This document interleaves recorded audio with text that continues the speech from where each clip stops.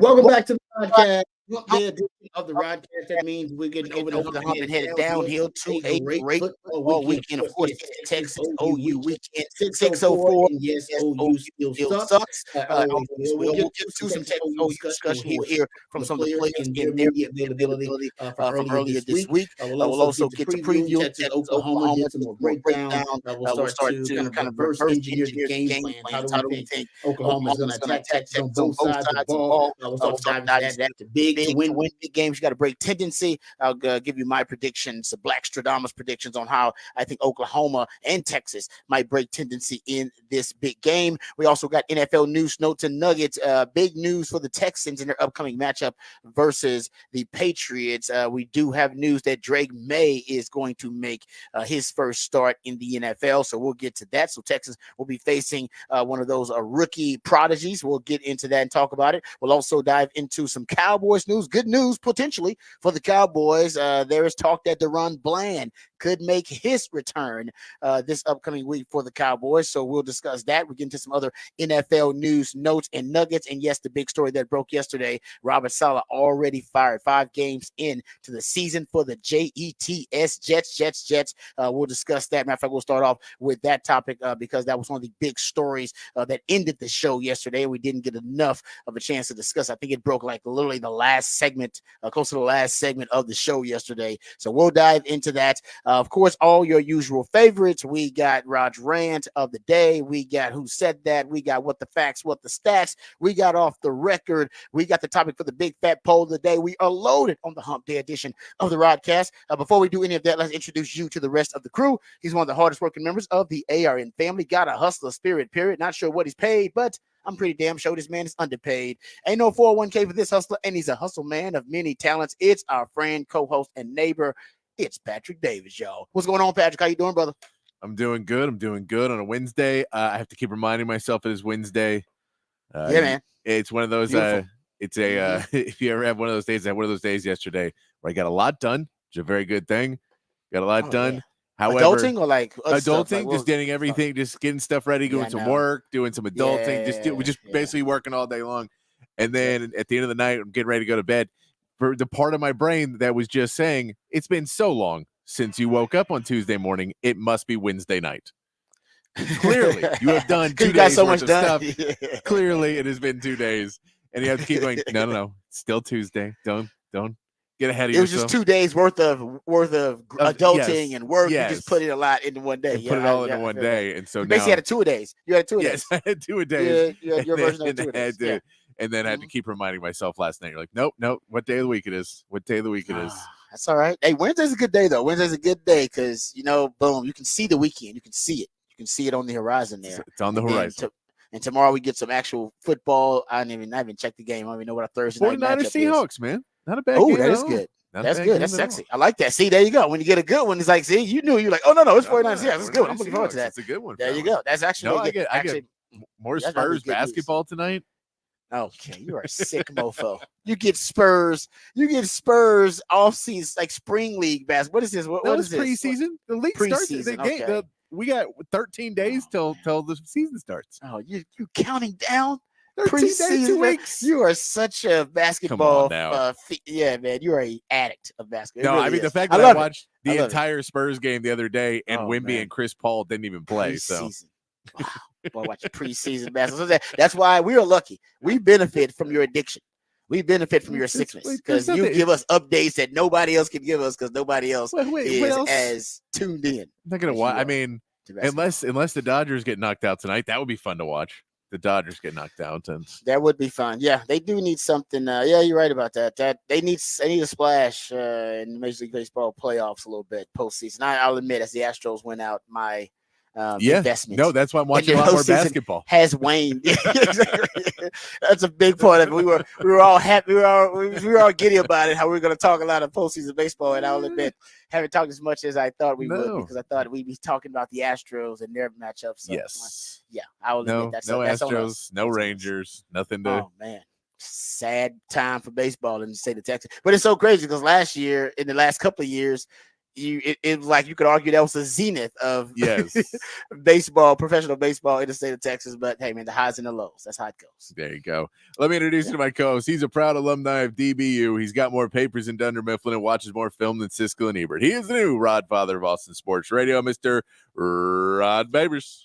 Thank you for the intro, brother. I appreciate it. Yeah, a lot of storylines that we're going to hit today. The Robert Saleh news, we'll start there because there's a lot of some salacious headlines and details surrounding that story, but then there are some of the actual reports surrounding that story that are, I would say, that are pointing the finger potentially, or at least some of these reports seem to imply and maybe speculate that Aaron Rodgers, and I think common sense would tell you that Aaron Rodgers played a very important role in Robert Saleh's exit and firing, and we just don't know exactly to what extent. Yeah, it's one of those things where no matter what the scenario is, something smells wrong in it. Yeah, we just don't know what it is. It could be something else, or could be complete. We don't know, but it's something. Something is up with it. Agreed. Yep. And then Aaron Rodgers, like I said, and likely he is close to the center, if not directly at the center.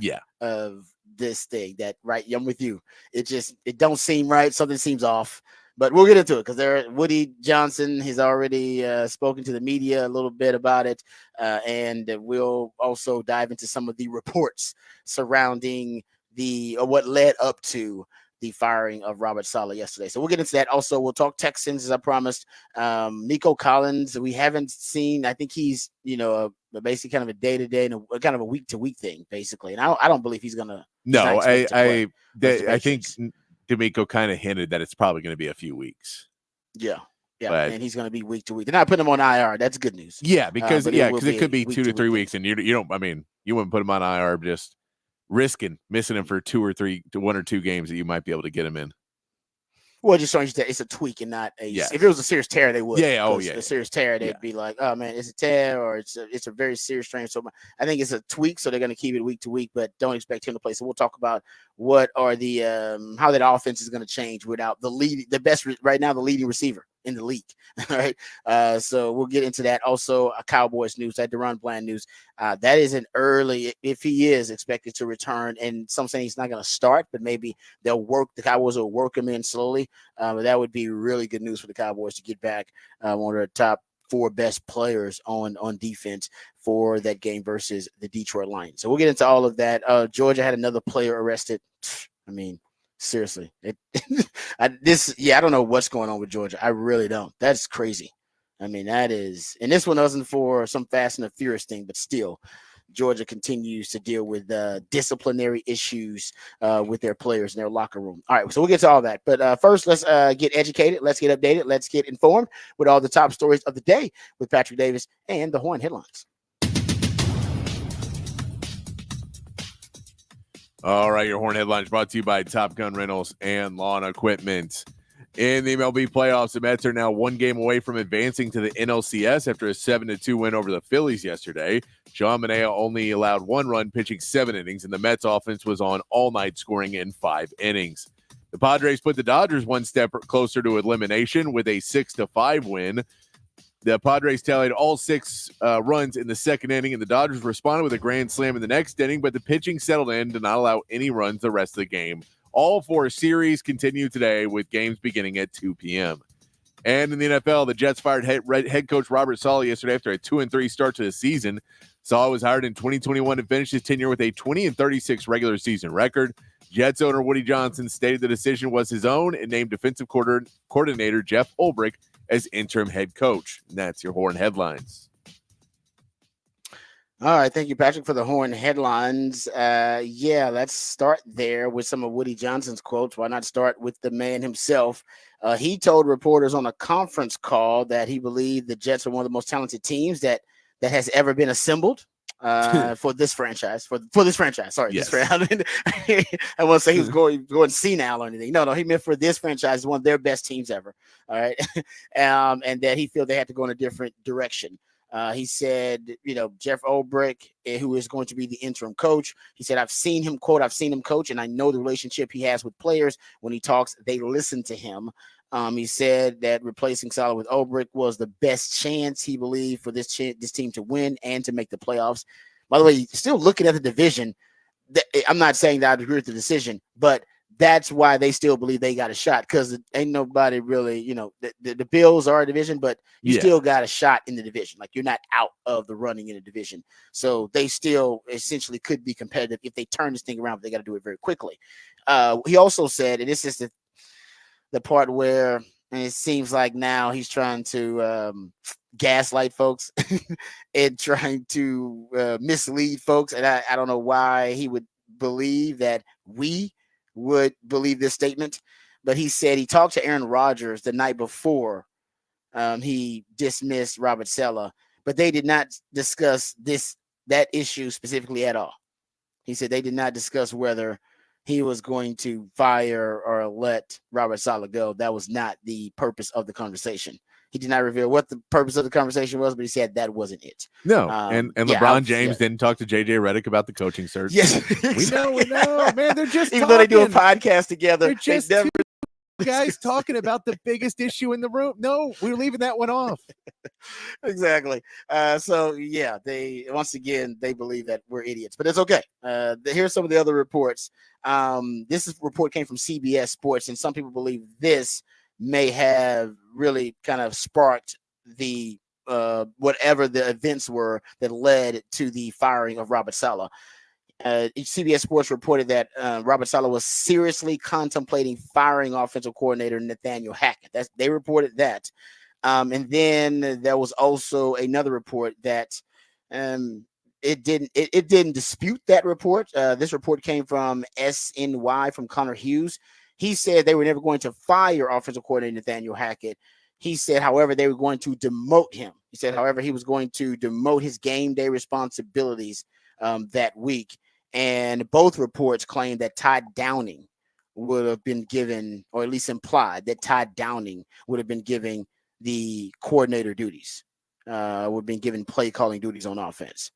They said he made that final decision Tuesday a.m. Then roughly minutes later, he was called into Woody Johnson. This the report from Connor Hughes. He said he made that final decision about the play calling duties on Tuesday a.m. And then roughly minutes later, this report claims he was called into Woody Johnson's office and let go there. It said based off Jeff Ulbricht's press conference, also sounds very much like he is leaning toward giving play calling duties to Downing. We shall see. But right now, Nathaniel Hackett is still the OC and, of course, the play caller. And the one friend of Aaron Rodgers who was brought over by Aaron Rodgers to be, as I pointed out, kind of the curator of that offense. So that is the report where some people believe that Aaron Rodgers may have, exerted some authority and some of his influence and power with the organization, especially with the owner, that maybe things weren't going the way that he wanted to with Robert Saleh. Because the defense, as we all know, was not the major issue for the Jets. The Jets have had basically the worst offense in the NFL in Robert Saleh's tenure, period. I mean, that's, and arguably the worst quarterback situation in Robert Saleh's tenure until they got Aaron Rodgers, and then he was supposed to be the great hope for them. That has not been the case for the Jets. Yeah, the Jets in the Robert Saleh era, last in points per game, last in touchdowns per game, last in turnovers per game in terms of too many. Offensive EPA, their last. Yards per game, they're 31st in the Robert Saleh era.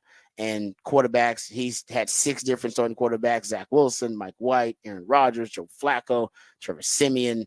Tim Boyle got on that list. It was just a fuster-cluck of disaster on offense. And yeah, that defense is one of the best defenses in the league. And that was what he kind of took responsibility for. But as you know, my mom used to always tell me, it ain't your fault, but it is your responsibility.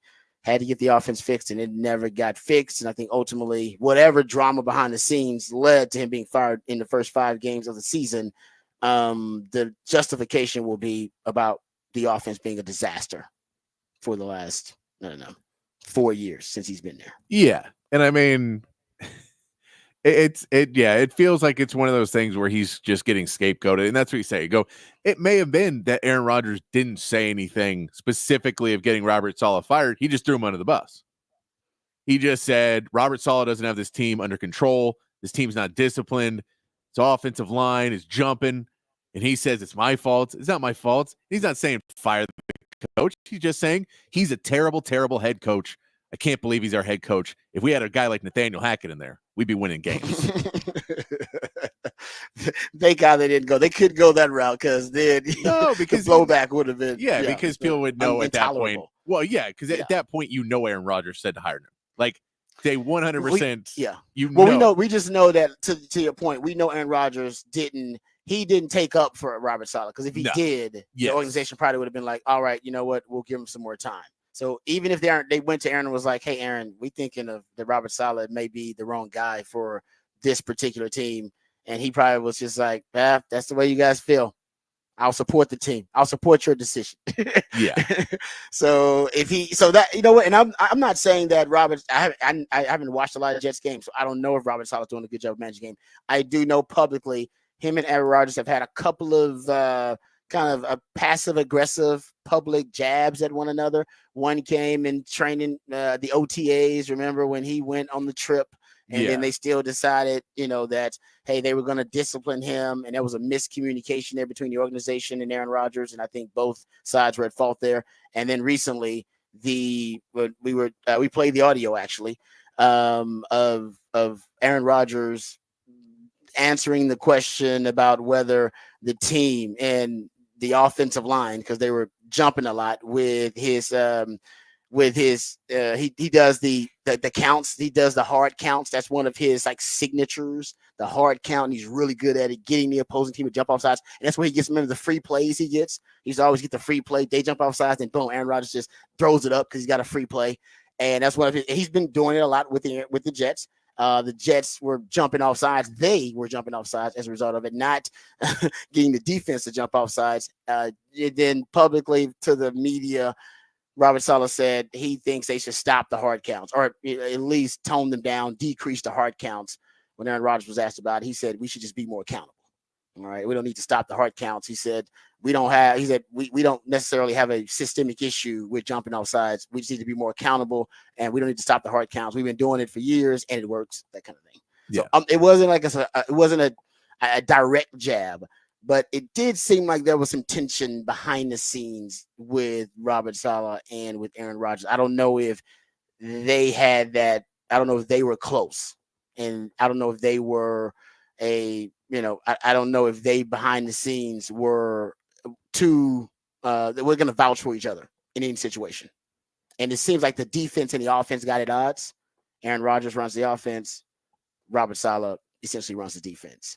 It seems like that's what's happening behind the scenes too. Well, but I think the defense is getting tired of the offense and they're all the reports where the players were not, the defensive players were pretty upset about Robert Saleh being fired.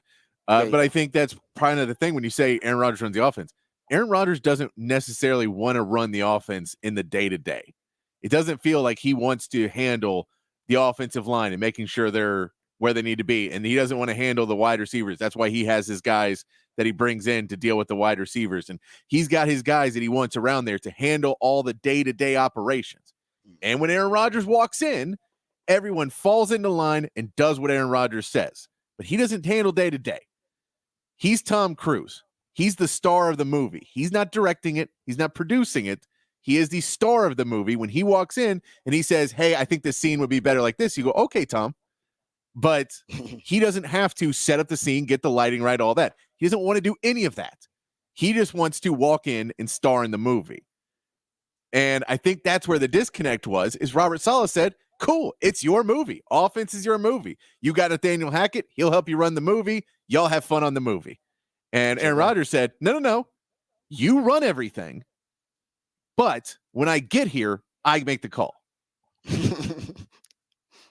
And it feels like it's that, and he's had that relationship with other coaches where, he understands, the coaches understand in the moment, Aaron Rodgers is not going to take over every call. He doesn't want to change every play call. But when he does, you just got to let him do what he does. But he doesn't want to run the day-to-day. He says he does, but he doesn't really. I think, and I agree with you, by the way, it's a great take.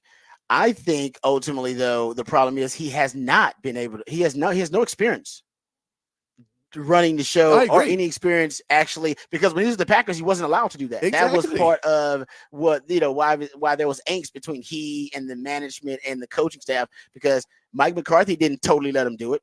Nope. All right. And then when Matt LaFleur came in, that was part of it. Matt LaFleur wanted to run his version of the offense too. And ultimately, Matt LaFleur and management won out and decided, all right, Aaron, you got to go, because you want too much now. You want too much control. And as you pointed out, maybe you're not willing to put in the work, the day-to-day operations, but you want control when you're around. And it's like, no, that's not the way this works. We need someone who's gonna operate with a certain, methodology, in consistent methodology all the time around here. Everybody knows exactly what their responsibilities and obligations are. And so the Packers didn't let him do it. No. But now he's with the Jets, and the Jets will say, oh man, you got all power. And we know power corrupts. Absolute power corrupts absolutely. And he's at that stage where he's got nothing. He's got nothing but yes men around him and sycophants around him, and there is nobody to counter his opinion and balance out. Right, to balance out the philosophy within the organization. And that happens with a lot of organizations. Hell, I remember when the Texans, that was the case. There was no checks and balances within the organization. It was all Bill O'Brien, what Bill O'Brien thought, what Bill O'Brien believed, and he likes this guy. I like Jack Easterby. So the Jack Easterby is going to be the guy that gets a lot of power.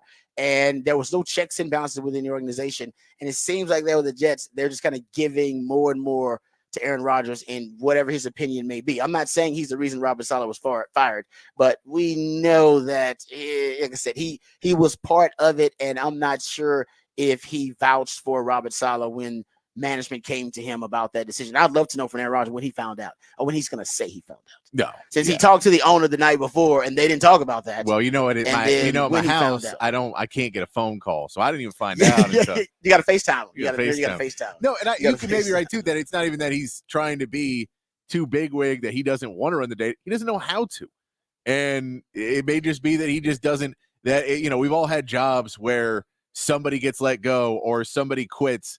And they just go, oh, well, we'll just cover their jobs. We won't hire anybody new.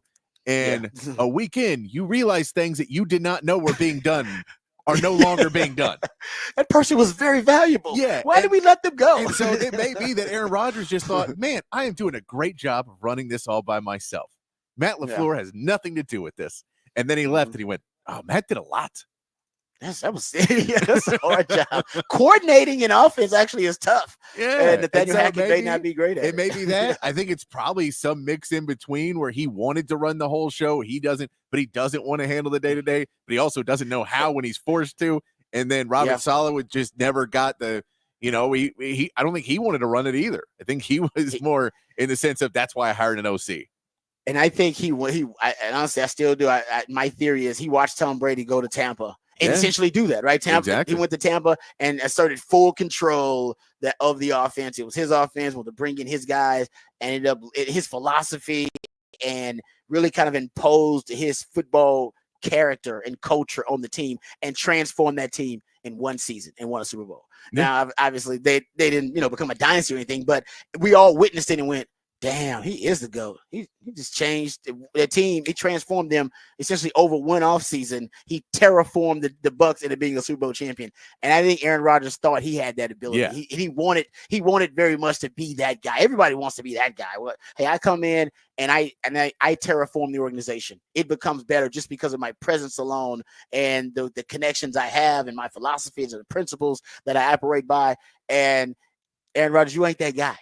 Well, no, that guy. It's like when the Texans want to be the Patriots of the South. Like, we are the Patriots of the South. And it's like, no, you're not. Just because you go hire people that work there don't mean you're the Patriots of the South. No, there's a certain standard of excellence you have to operate by. Yeah. You are not the Patriots of the South. You also need Tom Brady. Yeah, exactly. Oh, yeah, you're missing the most important ingredients in the Patriots recipe for being. Yeah, I agree. So it's. I think that's where I do think he watched Tom Brady and went, I can do that. But he missed the fact that Tom Brady, you can tell by the absence when he left, had taken over so much of that day to day, and so much of that running of everything in it. And spending the entire off season getting ready and all with the guys, and it's he was on the beach during COVID working out with guys at a park, and they were like, "You can't do that, Tom. close down the park. He's like, I'm Tom Brady though. He can just work in. No, so I mean, I think that's part of it where you throw in the fact that he just like Tom Brady had years of prep where Bill Belichick didn't want to be dealing with the day-to-day of the offense. That is true too. He did have one of those guys. Yeah. And so when he went, he had just kind of over the years taken on more and more responsibility, where Aaron Rodgers overnight went to the Jets and then basically took a season off of football because he was injured because of the injury. But now you're not in the day-to-day. You're not in every team meeting. And you know what? That was the perfect time to immerse yourself in the day-to-day. That was a perfect time where you didn't have the on-field responsibilities, and you could have been coming basically the coordinator that you want to become, and you could have coordinated the offense day-to-day since you knew you were going to be there long-term. But do we think Aaron Rodgers did that? No. But I think it goes into we hear this a lot from players too. That when they retire, and they basically say, when I started to have thoughts of retirement, I knew I needed to actually retire, because if I can't give it 1,000%, I can't go out there and do it. And Aaron Rodgers thought about retiring 12 times now. That's true. Bill Parcells should always say that once you think about it, you might as well just retire, because you've already basically stopped investing yourself totally wholeheartely into it. And for him to go in and then go, I'll put in more work than I've ever put in my career. Didn't have to come off the injury, putting in more work physically. Yeah. It's right. I agree. There's so many pieces that are going against it that it seems kind of doomed to fail unless somehow somebody finds to pick up the pieces. I don't think Ulbrich is going to be able to pick up being a first-time head coach and now handling the offense too. Yeah, no, I agree. And listen, I've seen, and we've talked about it, we've seen quarterbacks come into situations with absolute dumpster fire of organizations and almost like in a savior-like way, transform the organization. Literally, I keep bringing up the Texans because I saw it with the Texans. Yeah. Texans were a laughing stock of not only in the NFL, but in all of major American pro sports at one time. And they did seem like, they were going to be a fuster-cluck of a franchise for a while. CJ Stroud, they hit on CJ Stroud. D'Amico Ryans thinks is a good coach, but they made some good decisions, Nick Caserio, and then turned it around pretty quickly. I'm watching Washington right now, and that's a franchise that, man, when you're talking about at the front office level, ownership level, field level, coaching level, that was a bit of a disastrous, dysfunctional franchise that we've watched for a little while. And like I said, Dan Quinn's a good coach. They bring in Jaden Daniels, and it seems like now people have forgotten all about their issues, and the quarterback can erase a lot of mistakes and a lot of dysfunction and a lot of issues if you have the right guy. We just forget about all the dysfunction that happens with these teams when you have the right player. And the Jets just have never really had that guy either. It's been a long time, right? No. When was the last time the Jets had that guy? We're talking about Joe Namath. When was the last time the Jets had that quarterback where the fans trust him, the ownership, seems like the coaches trust him. Everybody trusts him to be the guy, and they're the franchise quarterback. It's been a while. And they thought Aaron Rodgers was that guy. Vinny, yeah, that's a good one. It might be Vinny Testaverde. Yeah. I mean, that's the last guy I can think of, because I can't. Yes, other names it's hard like for me to think of like that guy for the Chad Jets. Pennington was a guy that was this quarterback there for a while. Yeah, Mark Sanchez was the the Sanchez for a little while, but I don't know if we believe that. We wanted it to believe. No, the butt fumble. No. Yeah. So I think that's part of it too. Everybody wanted to believe Aaron Rodgers was the savior, and they wanted to believe, okay, he's that guy. And it's just I don't think it's gonna happen for him, and they need to start thinking about the future at the quarter. It's not their fault. They've been drafting quarterbacks, and they've been missing. They haven't hit on one. They've tried, but I mean, I think this shows too with Woody Johnson making this decision. The problem may be from above. There may be some issues at the very top where no doubt where you're not being able to be put in a position to win, and that's firing a coach this early into the season. The teams who have done it are not successful teams. Yeah, it's a knee-jerk reaction. It's the two last coaches who I believe were fired this early in the season were by the Panthers and Raiders. Matt Rule and Lane Kiffin were the last two coaches fired this early into the season. Man, that Al Davis. I'm not sure. Are those teams good now? Did that work out for those teams? No, but do you remember that Al Davis press conference after he fired Lane Kiffin? How he went off on everybody? Is that the one where he brought in the like overhead projector? Yes, he went off. He started talking about how teams was cheating. It went everywhere. left He had quick. like the signs, and he brought the letters in from Lane, and then he had like plays, and it had stuff and put it up on the wall. Yeah, talking about how Lane was a liar, and oh man, we might have to go back and go see if we can pull something. I don't even know if they even have it on YouTube or anything. Yeah. I remember it though. That was wild. And the Raiders also had another one that they had to let go, but that was the John Gruden where they didn't want to let him go. But that was like, I would say was it 2 years ago? Yeah, 2021. Rich Bisaccia. They made the playoffs. So they made the playoffs. I don't remember how quickly that one wasn't a firing of a coach because of yes, how good because they were. Of performance on the field. It was a performance. Yes, that was simply that was another issue. Yeah, we have to let you go because there's some optics that aren't good right now. Yeah, the other shoe's about to drop, brother, and it's dropping right on you, on your forehead. Yeah, they got the emails. They got the emails, John. They got the emails. Sorry, John. Yeah, because remember, the Davis family loved John Gruden. They didn't want to do it. They gave him a 10-year contract. Yeah, exactly. They were compelled to do that. That's how there was some bad stuff in all those emails. But here's another one of the rumors about the Robert Saleh thing, and I didn't think about it until you started talking about ownership, and it is very true. The Jets got major issues, man. Like, I mean, I'm talking about dysfunction at the roots, at the core of the organization. Like, but Woody Johnson, who is the co-owner of the Jets, remember he was formerly the ambassador to the UK, right? And the Jets just played overseas there, right, in the UK. And they were embarrassed because they got kind of slapped around by the Minnesota Vikings. How about this? Before that game, I did hear an NFL analyst, Eric Mangini, actually. He did say former Jets that, guy, right? Hey, man, don't underestimate the importance of that game. He said, because Woody's got a lot of friends over there. That's true. He got a lot of friends over there, and they're all just bigwig billionaires that, he wants to impress. I don't know why billionaires are so insecure. They want to impress each other. They're just like all of us. But he said, don't underestimate it. And if something happens over there, he said he's not going to be happy if they don't play well. So he didn't say they were going to get fired. Robert Saleh would get fired or anything, but he did mention it. And hey, I'll be damned. They didn't play well.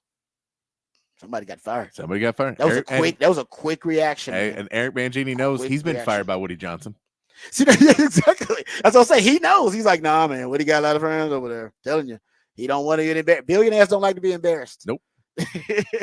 None of us like it, but they don't like it. And apparently that may have been also a factor in why he was not.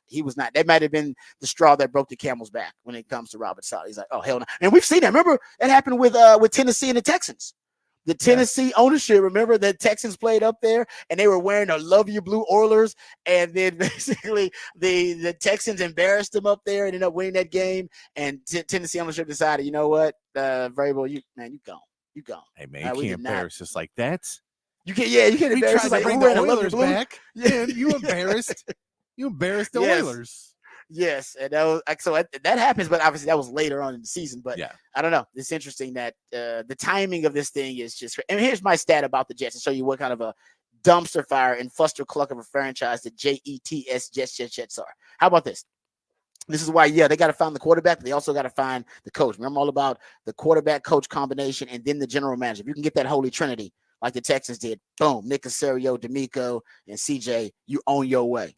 Right, that's what the Kansas City Chiefs have. That nobody really can counter it or penetrate it. They got the best GM arguably in the game, best head coach in the game, and the best quarterback. When was the last time somebody had that? The Patriots, like that gets rare. You don't get that. Robert Saleh now becomes the 6th consecutive full-time Jets head coach to exit the franchise with a losing record. The last head coach to leave the Jets with a winning record was Al Groh. Remember that guy? Al Groh. He posted a 9-7 mark in 2000 before resigning to take the head coaching job at University of Virginia. He left a head coaching job in the NFL and was like, man, to hell with these damn. And he was winning with the Jets and went, nah, I'd rather go coach at Virginia, not Texas, not Oklahoma, not USC. No. All right. Not Ohio State. No. I'm going to coach at Virginia rather than be the head coach of the Jets, Jets. Crazy. How about this? In fact, since the club's 1960 founding, since their inception, only 2 coaches have left the team with above 500 marks. Al Groh in 2000, Bill Parcells, of course, Big Tuna from 97 to 99. Even Weeb Eubank, who led the team to their only Super Bowl victory back when Joe Namath guaranteed it, he finished on the 500 in 6 of his 11 seasons and left the franchise with a 71 and 77 and 6 record. They can't find a good coach either. Nope. Bill Parcells and Al Groh. Well, those are the greatest coaches in the history of the franchise. Find a coach, find a quarterback. That is your mission, Jets. That is it. Forsake everything else to find those 2 things. And I don't know if you can find them unless you find the right GM. Yeah. I mean, look at the Lions. Look at the Lions. Right? They hit on the GM. Nobody thought that guy would be. It was like, oh man, who is this guy? Who the hell are they hiring now? The Lions are screwing it up again. Then they hired Dan Campbell. We all kind of, we kind of mocked that a little bit. That was fun, biting kneecaps. Turns out he was the right guy. So they called him a clown, but perfect clown for that circus. And then Jared Goff, throwaway quarterback. They found all the right pieces. They hit the Holy Trinity. And once you do that, you're on your way. Jets they haven't hit the Holy Trinity since Joe Namath was there. They really haven't. That's true. They haven't hit the Holy Trinity since Joe Namath was there. They got to do it. They got to find another way. All right, there you go. Enough talk about the Jets. Jets. Let's talk about Texas OU. We come back. We'll hear from the players on the other side, and we'll preview that matchup right here on the Rodcast featuring Patrick Davis. I'm Lifetime Longhorn. Rod Babers coming back on the horn.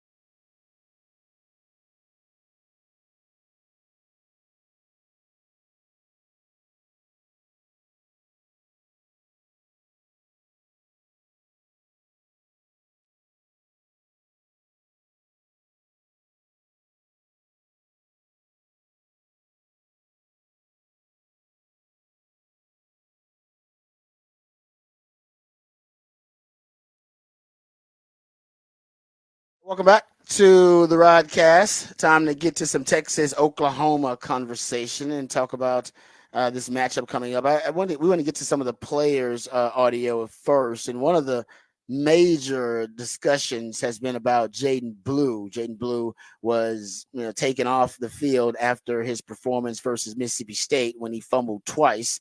And he has since been accountable for his mistakes in that game, and everybody's expecting a big bounce back performance from Jaden Blue versus the Sooners. He spoke to the media and talked about how he was working on ball security. Here is Jaden Blue. Yeah, that was a big emphasis was to make sure that I get those things fixed going into the next few games. I know in order to be as successful I want to, I have to hold on to the ball. So it's just me working on a lot of things mentally and making sure that I'm carrying the ball the right way. To Shard make you carry the ball around campus? What was his method? I mean, naturally when you're a back and you fumble twice in the game, that's your instinct to carry the ball around that week. So, but I did a pretty good job of holding on to it today, and I made sure it's a big emphasis for me. Yeah, and I can't wait to see how he plays. I mean, when you start looking at it, unfortunately, so he's got 2 fumbles last season. This as a rusher. 2 fumbles last year, 2 fumbles this year. Last year, if you look at attempts, he had 65 attempts. This year, I think he's at 51 attempts, something like that. So you're talking about 100 and a little over 106 rushes, something like that. And you're talking about a guy that, a little over 100 rushes, and he's got 4 fumbles in that time period. So that would be concerning for him. 116 rushes and 4 fumbles. I haven't done the math, but that ain't good. No, that's rushes. That's I mean, if you say either, yeah, and that's if you want to say considering a bell cow back or a guy who's going to carry it a lot will carry about 25 times a game, 25 times a game. It's roughly a fumble a game. That's basically what you're looking at. Yep. Which is just a bit much. Yeah, you're talking about every 29 carries, at least over the last 2 years, he's had a fumble. Yeah, and I mean, even if you including the drops, though. Yeah, if you want to include drops, I think he's got 4 drops on the season. Remember, one of those drops ends up being an interception. Yeah, for Arch, tipped off his hands. Then just issue just becomes, hey, can you do you have sure enough hands? Yeah, for ball security and for catching out of the backfield. So this is a big game for Jaden Blue because he does have drops and fumbles in this matchup. That's gonna be a reputation thing for you now. I think that'll be on it's probably already on scouting reports about him for NFL scouts, but then they'll circle it. They'll put an asterisk and a star by it and say, this may be the reason we don't draft him. Yeah. So it's a big weekend for Jaden Blue. No, because it's an opportunistic Oklahoma team. Oh, yes. I mean, they're third in the top 5 in takeaways. And what happens, I mean, when you have a guy that's got ball security issues, when that guy gets the ball, swipe at the ball. Everybody. So if it is a problem, it will be revealed and it'll materialize in this game. Because this is, as Patrick mentioned, one of the most opportunistic defenses in the country. And if I'm coaching Oklahoma, I'm coaching them, hey, we're going after the football when Jaden Blue gets it. Yeah. Go after the ball. No, and I mean, it sucks too because you can't really practice what's going to happen in the game because if you do practice it fully, you're going to hurt Jaden Blue before the game. Yep, they're not doing that. You're right. So you can't do it, but he's going to get punched roughly 100 times in this game. Oh, easy. Yeah, I mean, everybody. He may end up breaking a run just because people are going for the ball. Yeah, they're going to be going. I mean, everyone's going to be trying to punch that ball out the entire game because they know it's a big game and that's how you get on the highlight reel on the defense. You poke that ball out. You have 2 tackles and one fumble caused, and that's a highlight. Yeah, no, and they honestly, Oklahoma, that's the only way they're going to win. They're going to need to force some turnovers. That's how they won last year. Yeah, that's what this defense feeds on, and so Jaden Blue's going to be a big part of that narrative. Whether Texas was really good at ball security in this game, or whether Texas, ended up being their own worst enemy. with self-inflicted wounds in his game. Another guy who knows his game really well is Michael Taft Daddy, as I like to call him. And he's knows also his quarterback really well. And he was asked about, Quinn's confidence going into the game. We didn't hear from Quinn himself, but he was asked about Quinn's confidence going into this matchup, coming off the injury. Here's what Michael Taft said about his quarterback. How much do you think Quinn is looking forward to this game? It was a struggle for him early in this game, 3 turnovers, and then he completes 26 of his last 28. How much do you think he's... Quinn is such a confident and comfortable leader. Being in that quarterback position, you have to have that type of, skill set to just be confident and calm. And not everybody has it, but Quinn 100% has that, to where no moment is too big for him, no moment is too small for him.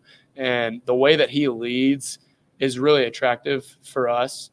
Just knowing that when, it's Michigan and there's 110,000 fans, and Michigan's, packed the big house the most they've ever packed it in history. And Quinn's out there just calm, composed, and just doing what he does in practice. And so that's really attracting to us. That kind of motivates us on the other end, and just being the leader of the team. We can kind of be motivated by Quinn. That's the big advantage, in my opinion, for Texas in this matchup. The more experienced quarterback, in this game, 16-5-1, I believe, since 1990. Here is actually Jake Majors, the starting center, talking about what he expects of Quinn in this big matchup.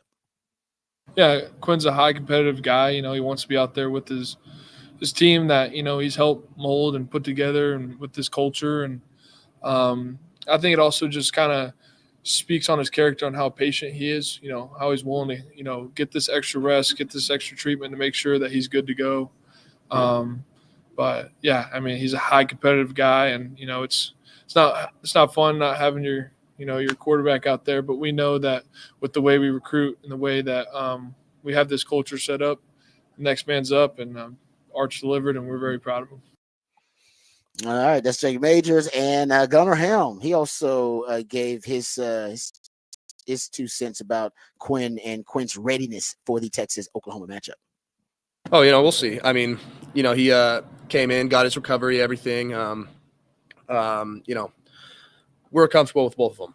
We know that. So, Arch has grown a lot as a leader and as a person and as a player and teammate. And, so has Quinn. They both taken, crazy steps. And so we're very comfortable with both of them going into this game. Best quarterback room in the country. I saw a stat from Pro Football Focus. Actually, Arch Manning currently still 7th best Pro Football Focus grade at quarterback. So Texas, it's based on Pro Football Focus grades. They got essentially two top 10 QBs on the roster right now. Talk about a luxury. All right, we have the luxury of hitting the break. We'll come back and give you the topic for the big fat poll of the day, and also get into the musically themed day of the week right here on the Rodcast, featuring Patrick Davis on Lifetime the Horn. Rod Baby's coming back on the Horn.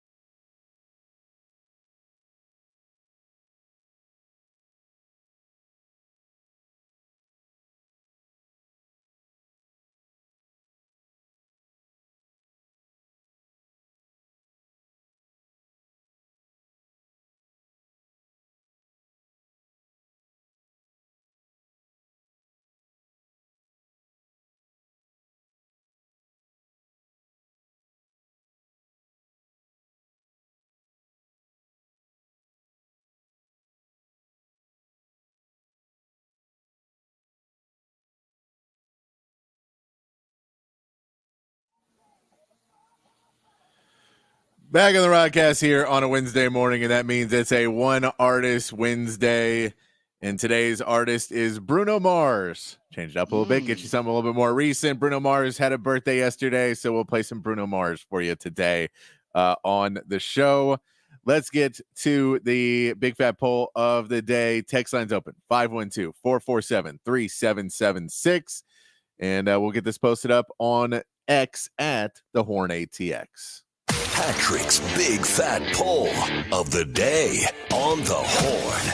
Let's talk a little Texas OU, and we'll ask you before the game. We normally ask you after the game who was the MVP, but I want to see who you guys think is going to be the defensive MVP. So we're asking you who will be the defensive MVP for Texas against OU. Who is going to have the biggest impact on defense for Texas in the game? That has been one it's been a lot of different guys who have stepped up this season for defense. Yeah. So if we have to say who will be the defensive MVP for Texas against OU, let me know if I got these names right, Rod. These are the 4 I put on there. I know there's way more than 4 names it could be because there's so many players who have been playing well for Texas on this defense. But I tried to switch it up by position a little bit to give you a couple different options. So we put Anthony Hill, Jahdae Barron, David Benda, and Vernon Broughton. Okay.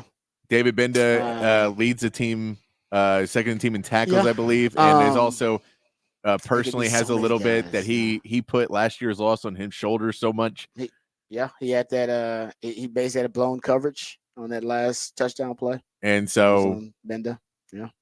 So I put him in there, and I like the Benda one too because. Like I said, you can list like 7, 8 guys on here, honestly, man.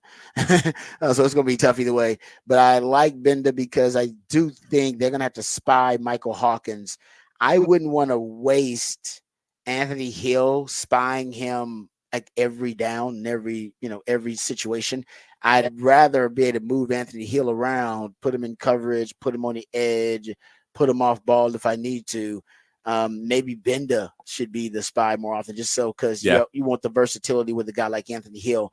But obviously you need to have diversity, variety in how you're going to spy Michael Hawkins situationally. But Benda could be that guy, and if he is that guy, you can end up having a big game, a couple of sacks, tackles for loss on Michael Hawkins. So Benda is a good one. I like that. That's a good one. Anthony Hill, I think, could end up having a big game in this game. Colin Simmons could have a big game. Yeah. I mean, Jahdae Barron, like you said, Makuba could have a big Taft Daddy. Just played him. I didn't want to put. This is a tough question. It's tough. There's a lot, and I put a defensive lineman up there because we know if you can stop the run, I think one of those guys. And it's basically Broughton or Collins. Maybe I'll even put him on there as Broughton Collins. I'll give you a 2-for-1 on the D line, interior D line. I like that. Yeah. I'll give you a 2-for-1 on that one, so that you can have a little bit of, do you think it's the interior D line? If those guys can hold and stop the run up front and not give that away, is that the defensive MVP that those guys will be able to stop that? Because that may be it too.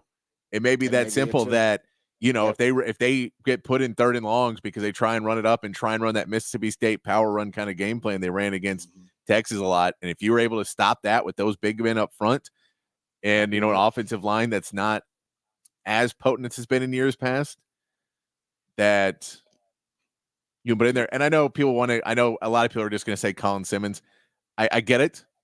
I love Colin Simmons too. I don't know if he's going to have the snaps to be the actual MVP. I think he could be a very impactful player in certain. I don't know how many snaps he's going to play because I think they're going to put in some more veteran players for a lot of the game. I think Colin Simmons will see more if they're up by a lot. Yeah. Which you hope to be. But if it's a tight game, I don't know how much they'll put him in there just because he is a true freshman. So we know he's going to get in there. Yeah. It just, that's the normal trend of these things is he has got a lot of playing time because the Longhorns have been up a lot. Yeah, like I said, it really is a tough question. This may be the question where you get a lot of people listing.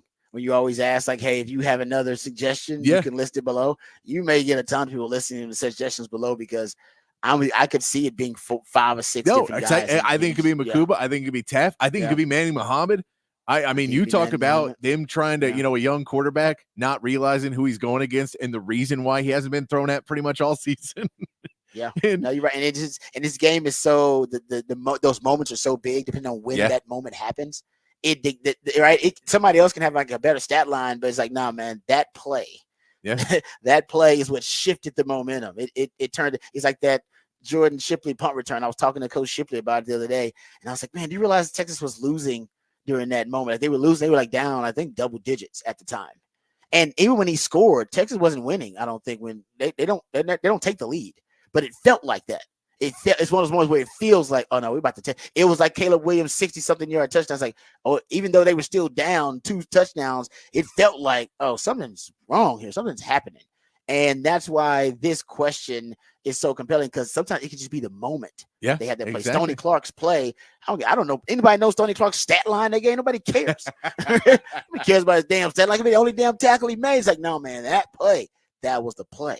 And so I wonder who's going to have that moment, because that's kind of what I'm thinking about too. It's not just a stat line.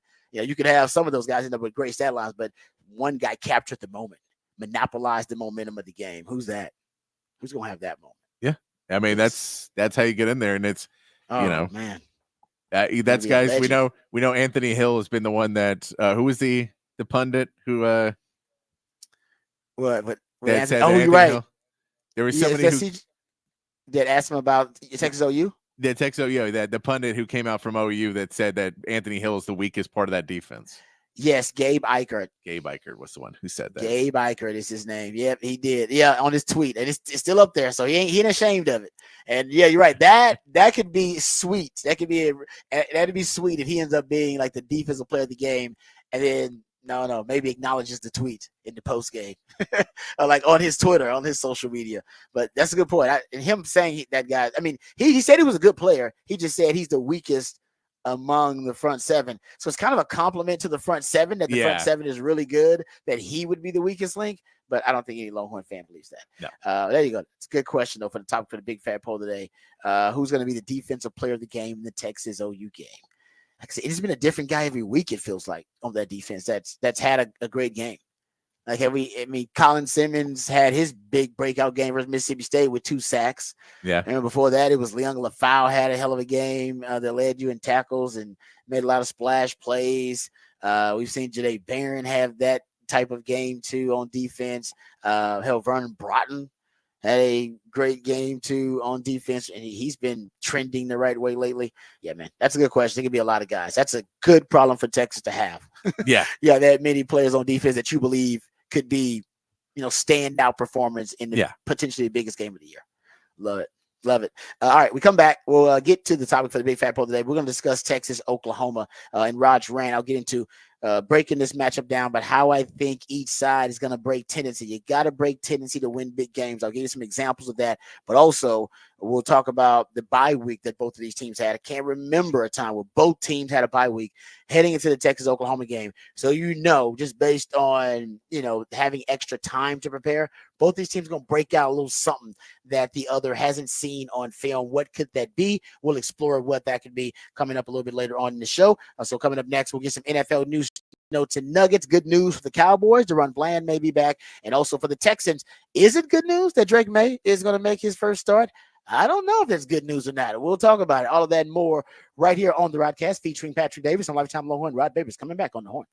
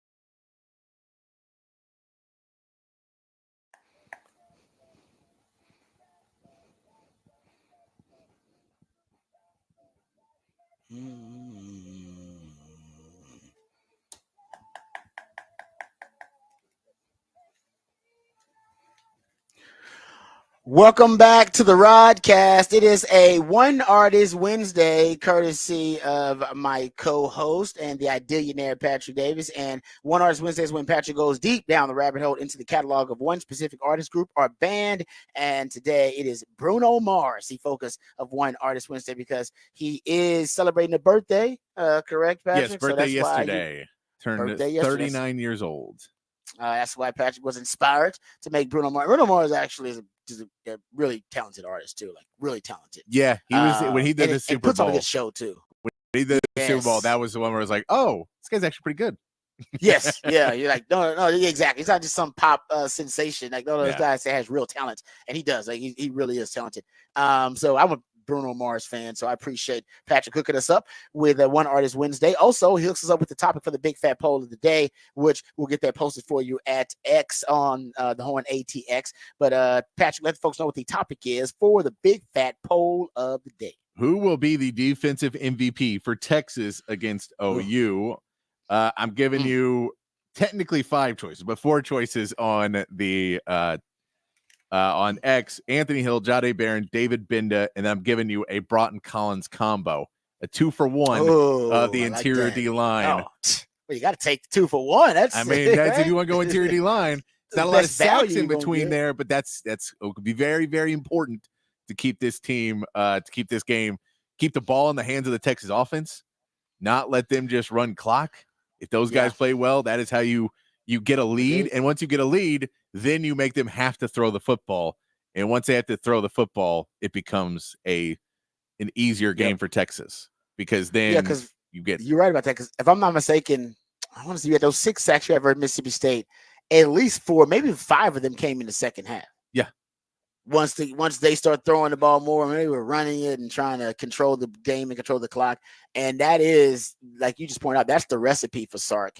You know, once he separates, once we get that, I'll talk about that quintessential Sark run in the game, right? Like at the Golden State Warriors, once he pulls away from a team, you never pulled away from Mississippi State until the 4th quarter. So that's why your sacks didn't come too late. But the quicker Texas pulls away, the quicker a team has to pretty much abandon the run, start throwing the ball more. And then that's when Texas can get home. Hell, against Mississippi State, half of those sacks actually came on first down too. Right, because they started to throw the ball on early downs. They had no choice. They had to abandon their initial game plan. I think that's what you're pointing out, that once Texas can force them to abandon their game plan, and their game plan is going to be trying to run the ball. By the way, they're going to be terrible at running the ball. At least they versus Texas, they should be. They come into this game. You're looking at rushing yards per game, and yards per carry. They're 101st, 100, and 106th in those categories. Like, they're not great at running the football, and they're not necessarily good at throwing the football either. They're not a great passing offense by any stretch. They have 8 passing plays of 20+ yards on the season. Now, I will say 4 of those have come in the last 6 quarters with Michael Hawkins. So a little something, you know, so they may have found a little something with the young man, but he doesn't throw the football a lot downfield. I think he's 1 of 3 on passes that traveled 20 air yards in the air. So when you combine the fact that they don't have an explosive offense, right? They can't run the ball. I just gave you stats: rushing yards per game, yards per carry, 101st, 100, and 106th. If you look at explosive play rate, they're 130th in the country in explosive play rate on offense. By the way, Texas has the best explosive play defense in the country. They're first in the country at limiting explosive plays, right? So that's bad matchup for them. They don't run the ball well no matter who they play against. So I hope, and I'm assuming Texas won't be the weak link, right? And they won't be able to just pound the rock against Texas. But listen, I told you guys, take the Mississippi State game plan. Mississippi State, they averaged 3 yards per carry, but they were effective in just controlling and keeping the ball for extended periods of time. Yes. And that's what they're going to try to do. They can't run the ball. Like, they're not going to be a formidable, dominant running game. No. But can they just convert and keep the ball and play keep away a little bit? That's going to be the goal. Can they pick up 3.5 yards a carry and get first downs? That's what they're going to try to do. Yeah. And they'll be perfectly happy with it if you give them that. That's why Texas getting some negative plays in the running game actually is going to be important. To your point about Alfred Collins and Vernon Broughton, if they can penetrate into the backfield times, we can see them make some plays in the backfield, get some tackles for loss, force some negative plays, get Oklahoma behind the chains where we know they have to throw the football, predictable pass situations where they're uncomfortable with this freshman quarterback making his second start of his career. Against arguably the best defense in the country in the Texas OU game. Oh, you want him dropping back to have to throw. And you want to see how big his eyes get. Yeah. See if his hands are shaking. And you also don't want to give a guy who's a mobile quarterback and a way guy to run a 3rd and 3, because a 3rd and 3 for a mobile quarterback is a pretty easy scramble most of the time. Yeah. Yep. And so even a design run, even design quarterback runs. Still +1 running game, still easy. You can get 3 yards pretty easily out of a quarterback there. So if you say, all right, now it's 3rd and 9, 3rd and 10, and you put him in those 3rd and longs, then it becomes much harder, much easier to put a spy over the top on him and not let him get out and get that big run for a first down. It's just huge to get those stops early and not allow that 3.5, because again, it's just drains the crowd out of the game. Nobody, and then it's hard to get that offense to go back out there for Texas and get super pumped and try and march back down the field when it takes so long in between. Defense gets tired. Now they do have much better depth than they had last season of the defense, but all in all, it's those guys will be key.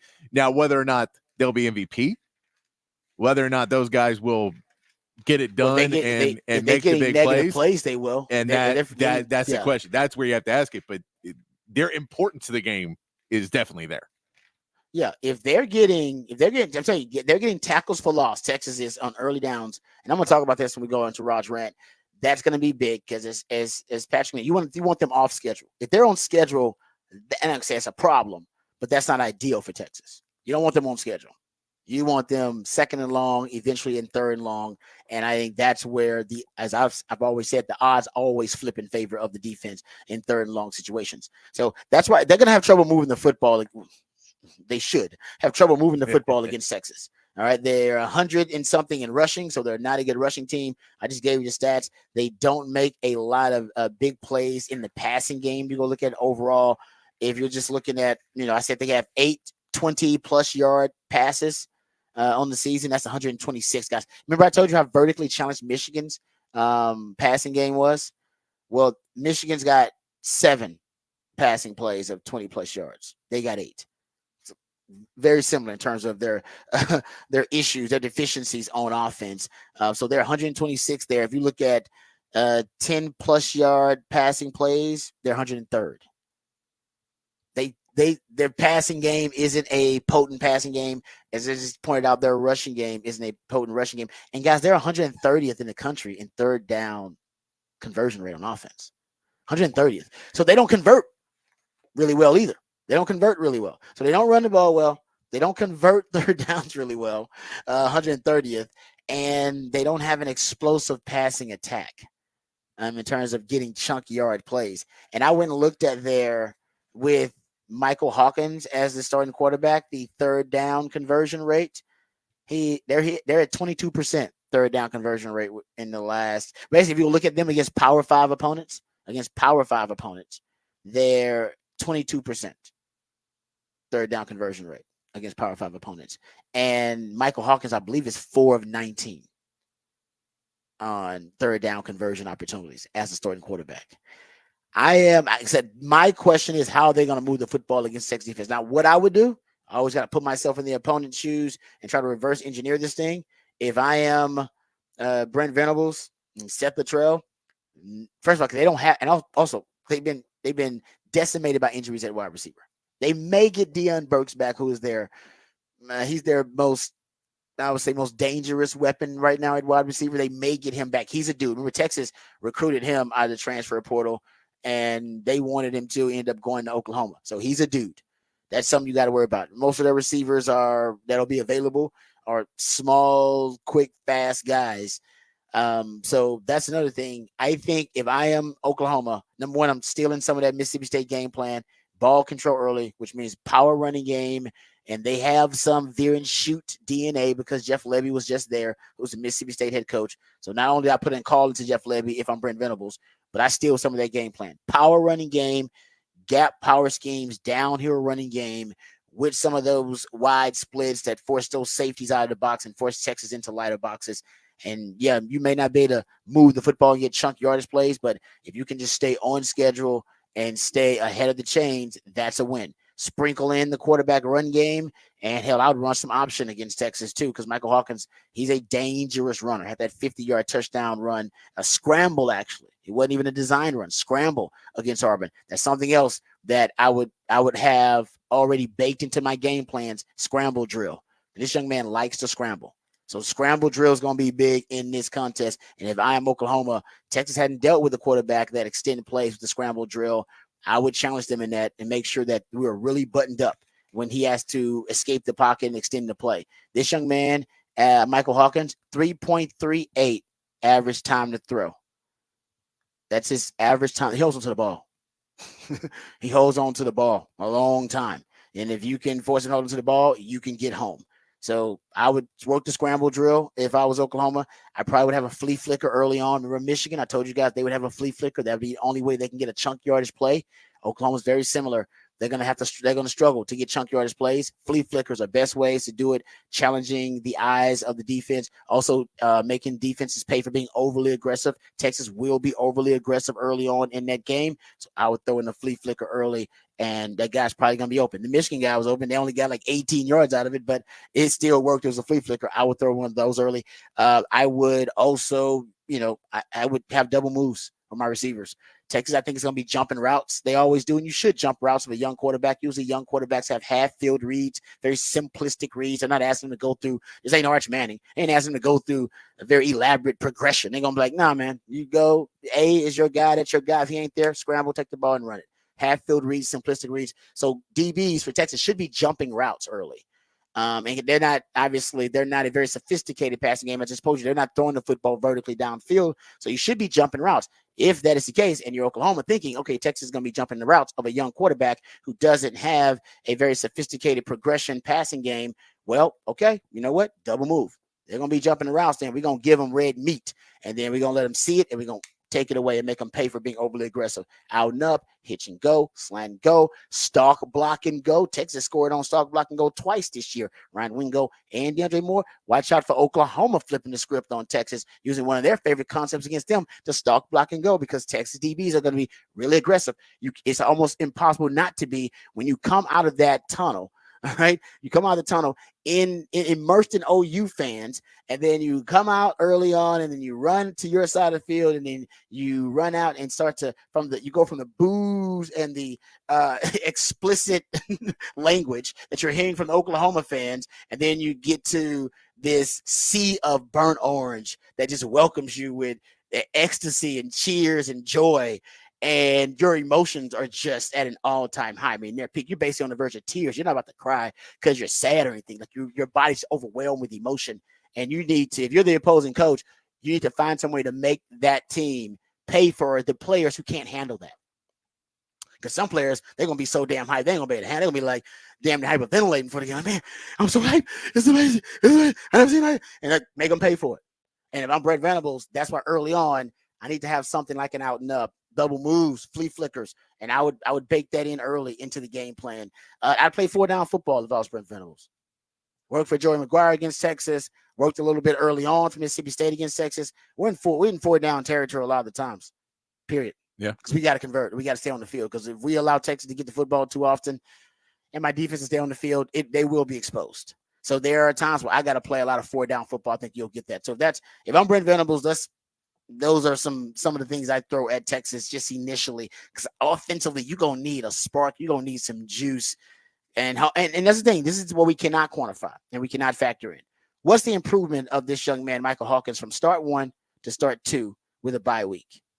That's what we cannot quantify. We don't know. That could be one of their advantages, because we just don't know how much he's going to improve. I don't think he's going to improve as much as Archie did from start 1 to start 2, because he's not a prodigy.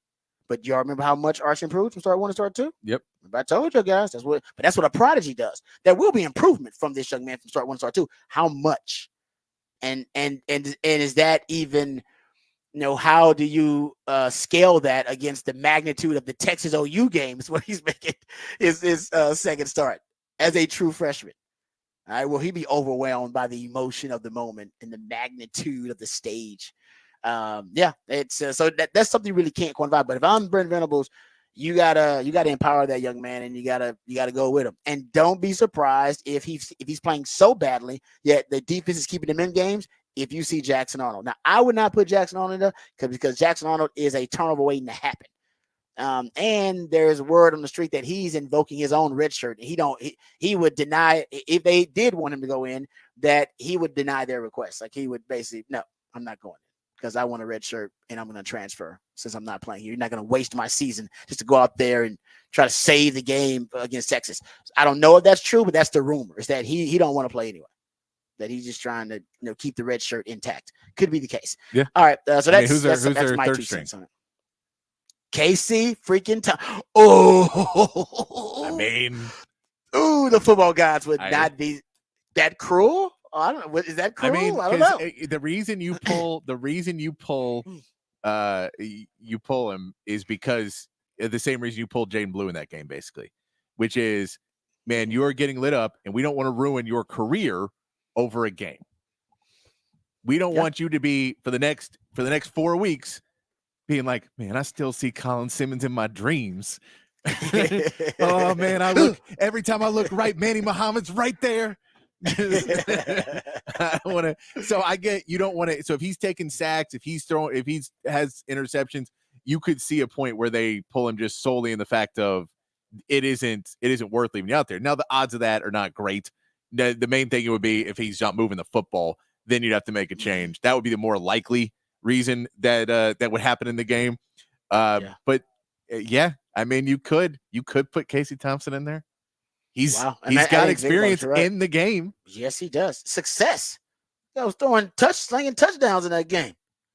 Yeah. Honestly, I didn't think about it, but I think you're right. That would be a hell of a I didn't think about that either. Ooh, if they end up having to bench the young buck just because, hey, he's a freshman in the Texas OU game versus the best defense in the country, potentially, what do you expect? And then they can't go to Jackson Arnold because he's invoking his own red shirt. And then just Casey Thompson time. Oh, that would be such a Shakespearean irony. That'd just be fantastic. I would love that. I really would. And I almost wonder if Casey is there now, can give them a little bit of insight into Sark's offense. I mean, he knows it a little. Yeah. That know it. Not in his present form, but he knows the basic principles of it. I mean, he's a starting quarterback in that offense, so he knows the basic principles of it. I'm sure he can help out Brent Venables know, like, oh no, this is what Sark's always trying to achieve with this concept. Oh yeah, this is one of my favorite concepts right here. This was when we used to run trident formation and we'd run the duo out of it. Like Casey can do that. He can sit down with Brent Venables right now and they can just talk ball and talk about Sark's offense. And if Brent Venables is not doing that, he's not the smart coach I thought he was. Because me and Casey would have a session if I was Brent Venables. Like, hey, let's sit down. Matter of fact, I'd have did that earlier this year. Like, hey, let's sit down. But you had a bye week to do it too. Yeah. Sit down and talk with Casey and go, hey, man, I just got a couple of concepts I want to ask you about. I know you have a lot more familiarity with these concepts than I do. Can you break down, what he's trying to achieve here? Are there any loopholes? Is there kind of a backdoor way that I can disrupt this play or blow it up? And he's like, oh, yeah, actually, when we would see this concept, when a guy would just randomly blitz off the corner here, it would blow this play up every damn time. Like, like that could happen. So hopefully for Texas, it's not a real advantage Casey has with his knowledge of the system, but it could be. So we're just looking for all the little small advantage. That could be one. And if Casey's up playing, honestly, I don't think it'll play a huge role. If he is up playing, I really don't, because they just don't have the weapons to help him out. They don't have the O-line, the running game, or the weapons on the outside. But Casey's mind, remember, this guy was obsessed with watching film. Like it was a savant in the film room, right? Remember that was the whole big thing about where he had his advantage, that he would watch film hours at a time. That he was essentially a obsessed professorial mind when it came to the actual playbook and mastering the playbook. And that could help him, or at least help them, if they're able to siphon some information from Casey Thompson. All right, Yeah, there you go. and So if we talked Casey some Texas. Thompson completes a pass to Brennan Thompson, it's just that'll be. Oh man, it's still gonna blow Longhorn fans. But like, Wait a whoa, minute. that is crazy. Oh man, I'm pretty sure he would be the first player to ever play quarterback for both games in that rivalry, for both teams in that rivalry. That would definitely be history being made. Yeah, there's no way it's happening. There's no way. I mean, we don't have to research that. There's no way. No, We'd heard about that guy. That guy would already be a legend. Because Brennan Thompson's already done it. Played in both games. Well, I don't even know if Brennan Thompson got in the Oklahoma game, but he was on the roster for Texas. We assume he got in. I'm not sure. I don't know if he got in on that game his freshman year. Yeah, he probably got. So I'm assuming I can at least name one person who's probably played for both. There's probably been others too. I just don't know them off the top of my head. Not a lot, because it's transfer portal era, so it ain't been a ton. You're right. It's probably been one or two that we just missed over the years, maybe, or something like that. Yeah. But starting quarterback, there's no way. That would be pretty cool. That'd be pretty cool to say you started quarterback, or you played for both sides in the Texas OU game. That would be pretty cool. But he did start for Texas in that OU game. Remember, he started out hot too. He was chunking it deep. Casey had one of his best games, and then we know what happened. Anyway, let's get updated. Let's get educated. Let's get informed with all the top stories of the day with Patrick Davis and the Horn Headlines. All right, your Horn Headlines brought to you by Top Gun Rentals and Lawn Equipment. In the MLB playoffs, the Mets are now one game away from advancing to the NLCS after a 7-2 win over the Phillies yesterday. Jean Manet allowed only one run, pitching 7 innings, and the Mets offense was on all night, scoring in 5 innings. The Padres put the Dodgers one step closer to elimination with a 6-5 win. The Padres tallied all 6 runs in the second inning, and the Dodgers responded with a grand slam in the next inning, but then the pitching settled in not allow any runs for the rest of the game. All 4 series continue today with games beginning at 2 p.m. And in the NFL, the Jets fired head coach Robert Saleh yesterday after a 2-3 start to the season. Saleh was hired in 2021 and finished his tenure with a 20-36 regular season record. Jets owner Woody Johnson stated the decision was his own and named defensive coordinator Jeff Ulbrich as interim head coach. And that is your Horn Headlines. All right, thank you, Patrick, for the Horn Headlines. Really quick, because I know we got Raj Rant coming up next, and we'll get back to talking Texas OU. But Deron Bland, good news for the Dallas Cowboys. Deron Bland has a shot at making his return in his 2024 season debut versus the Lions this Sunday. Cowboys executive VP Stephen Jones said Bland could at least have a limited role when the team takes on Detroit at AT&T Stadium Sunday. He said, I quote, I think Deron Bland has a real chance. I don't know if he'll play the whole game, but I think he's ready to start mixing it up. Short of a real setback, Deron should be ready to dress and help us on the defensive side of the ball and the secondary. That is great news considering what the MASH unit, the Cowboys defense, has been. Obviously, DeMarcus Lawrence is on the IR.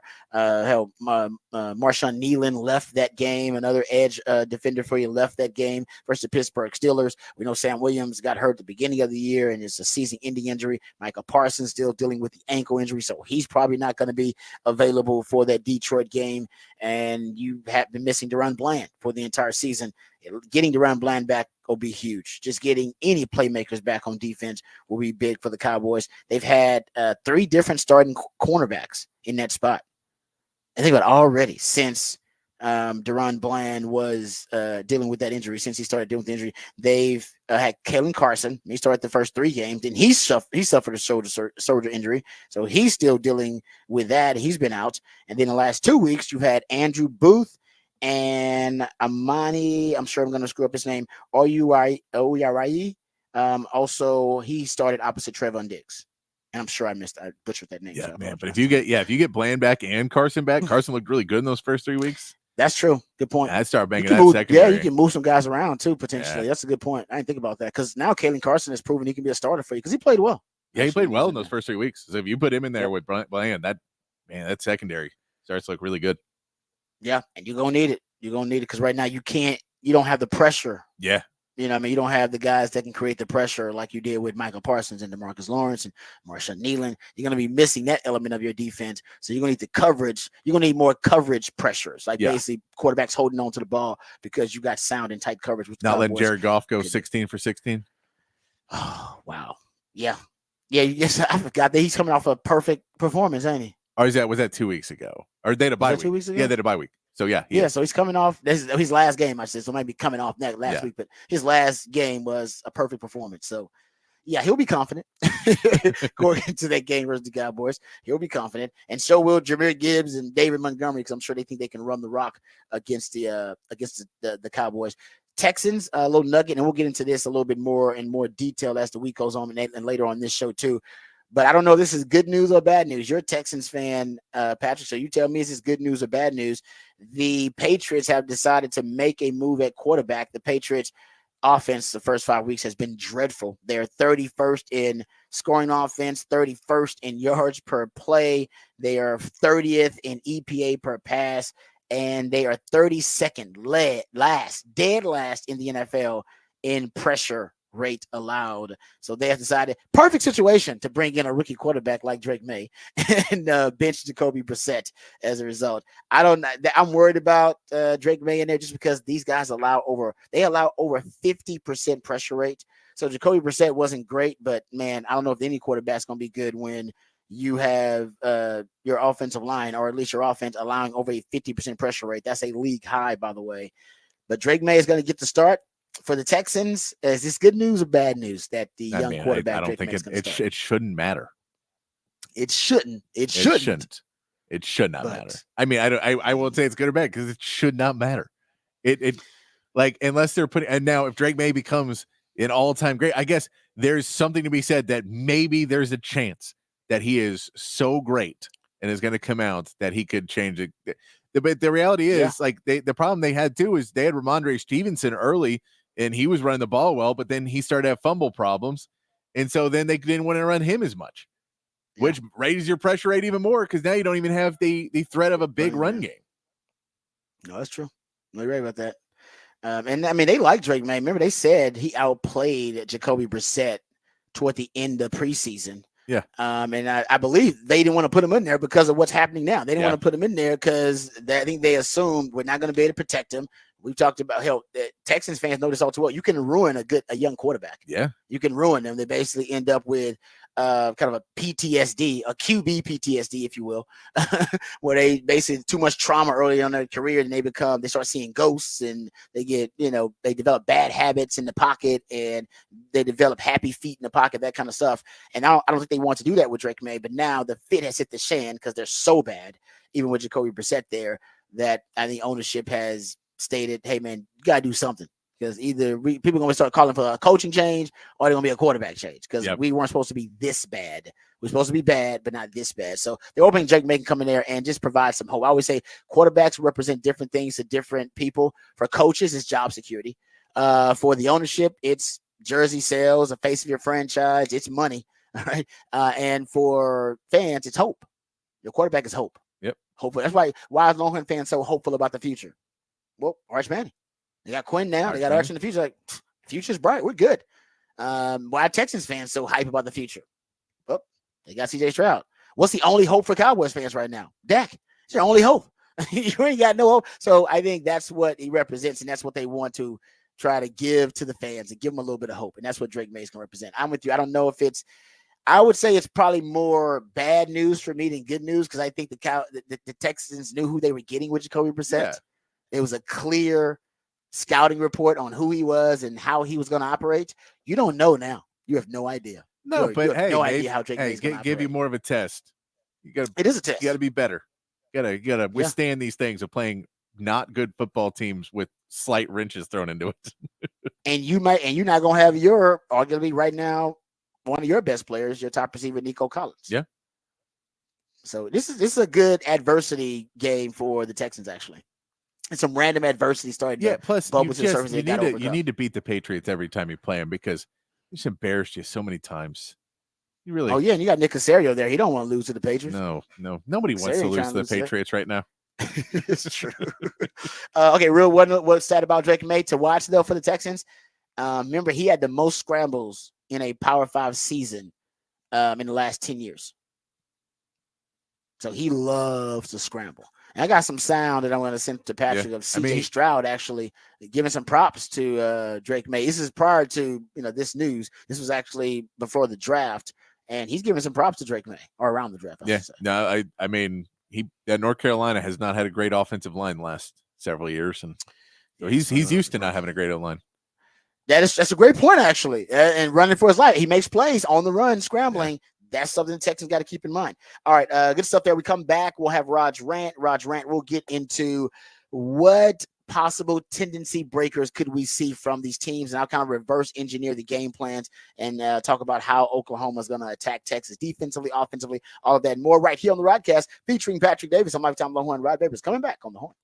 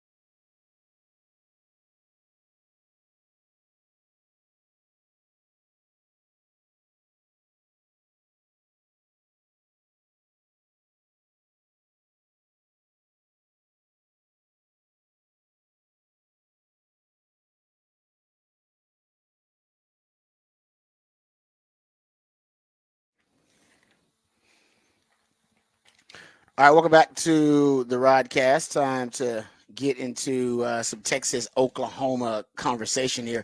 And, you know, I always say this. I said, if you want to win big games, and usually if you go look at any big game, just pick one.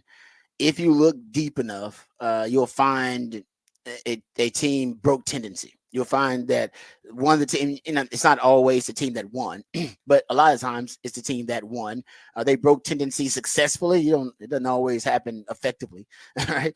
But you break tendency in big games because there's a lot of preparation for big games. Coaches won't admit it. Sark admitted it, but they do prep in the offseason for big games. They circle the big games when the schedule comes out, rival games. Oh, this team's going to be really good. This is a big statement game for us. Circle that game.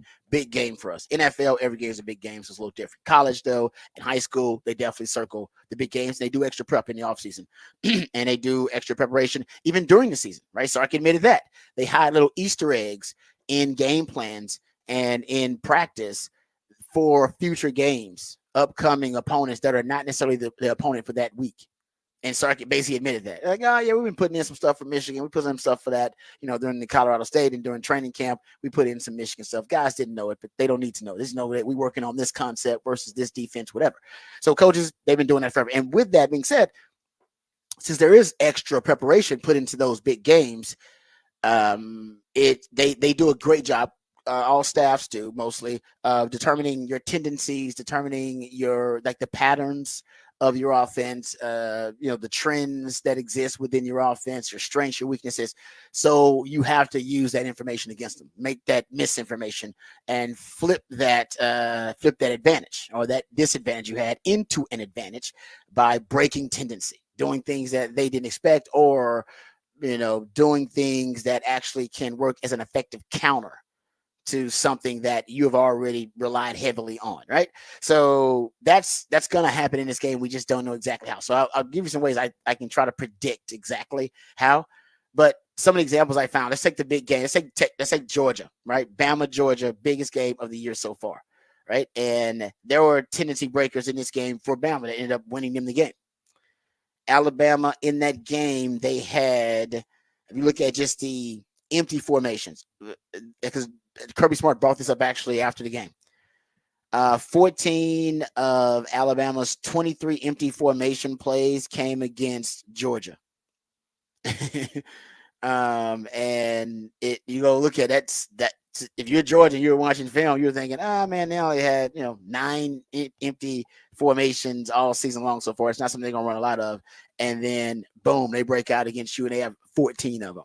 Tendency breaker, and they had a lot of success running those empty formations. I love empty formation too, by the way. Texas, when they play Georgia, empty formation. We'll talk about that later, right? Also, shifts and motions. There were, if you go look at it, but Alabama, they upped their shifts and motions when they played Georgia. They had 16 shifts. They only had 7 in the first 3 games. They had 16 of them versus Alabama. Had a 56% success rate with those shifts. So it doesn't have to be anything big. It can be things that are subtle, but they're gonna give you a distinct advantage. That's the whole point of it. And hell, when Vandy beat Alabama, how about this one from my man Clark Brooks, StatCat? He says, I charted Vandy this morning. Really liked how they managed to rep the same side split zone from the gun like 5 times, something they had not been doing coming into the game, getting Alabama to respect it and then running a waggle off of it to get the game deciding touchdown in the lower red zone. He says, for what it's worth, I can't recall seeing a same side play action bootleg off non-counter action in this conference over the last half decade. Well, we definitely don't know nobody prepare for it if you ain't seen it over the last half decade. Got to break tendency to win a big game. You're going to have to. You're going to have to put out something that they haven't seen yet. And honestly, Sark, he does it a lot. Because I track it. You guys know when I give the information to you. I remember that Alabama game in 2022. That's probably one of the biggest games that Sark has ever coached in, right? In that game, he used 7 different personnel packages. 11, 12, 20, 21, 23, 30, and 31. And he threw out a 6 O-line package on them. He threw everything at Alabama. He threw everything at them. And if you go look at it, that year in 2022, my notes here. Yeah, your second highest pre-snap motion rate for Sark since he's been at Texas prior to this season was that Alabama game. The Alabama game in 2022. That was your highest second highest pre-snap motion rate because he was breaking tendency. He was in his bag. Actually, now Michigan was your second highest pre-snap motion rate. Also a big game, Sark breaking tendency. He went high early game, early down pass rate. Pre-snap motion rate was at close to over 70%. That is, I don't know if it's breaking tendency and maybe it's doubling down on tendency, but it's doing things that you're not used to. Sark is usually around 55%. For him to be at 70, 75%, which I have advocated for, and I have suggested he should up it, increase it, just shows you he's finding a way to give himself an advantage in that game, to really to do something that is they're unfamiliar with, that basically the opponent's unfamiliar with, because they're tracking you and they got a certain rate that they have you running play action or running pre-snap motion, targets to motion, whatever those things are. If you increase those and become an extremist about those, or decide to become really conservative about those things, that's going to affect their game plan, because their game plan is built on those tendencies. So like I said, it happens all the time. I remember when Texas played Oklahoma, Sark's first year, he broke tendency because he had a first down pass rate of 70%. And they scored 28 points on their first 15 plays. And the first 15 plays accounted for, like, I want to say 41% of their total yards. That was their Casey Thompson game. And 58% of their total points. But he came out just slinging a rock. And nobody thought he would. And I predicted before the game, I said, no, he's going to throw it. You got to throw it on this Oklahoma, not this one, but that Oklahoma defense at the time. And he did. He came out throwing it. They had the lead, and then they lost the lead. We all know how that goes. So how are they going to do it in this game? Like, what ways is Texas, Oklahoma going to break Tennessee? Here are a couple of my ideas. First of all, I think you'll see Texas, and this is something Sark has curtailed in his time at Texas. I think you'll see Texas throw it deep. I think you'll see them throw it deep on Oklahoma. I've been looking at it. Oklahoma's defense is legit. They're top 5 in takeaways. They're top 10 in sacks. They're top 15 in tackles for loss. And yes, they got some NFL players at every level of that defense. But go look at passes allowed, 20-plus yard, talking about air yards. So 20-plus yard, air yard passes allowed to Power 5 quarterbacks by Oklahoma.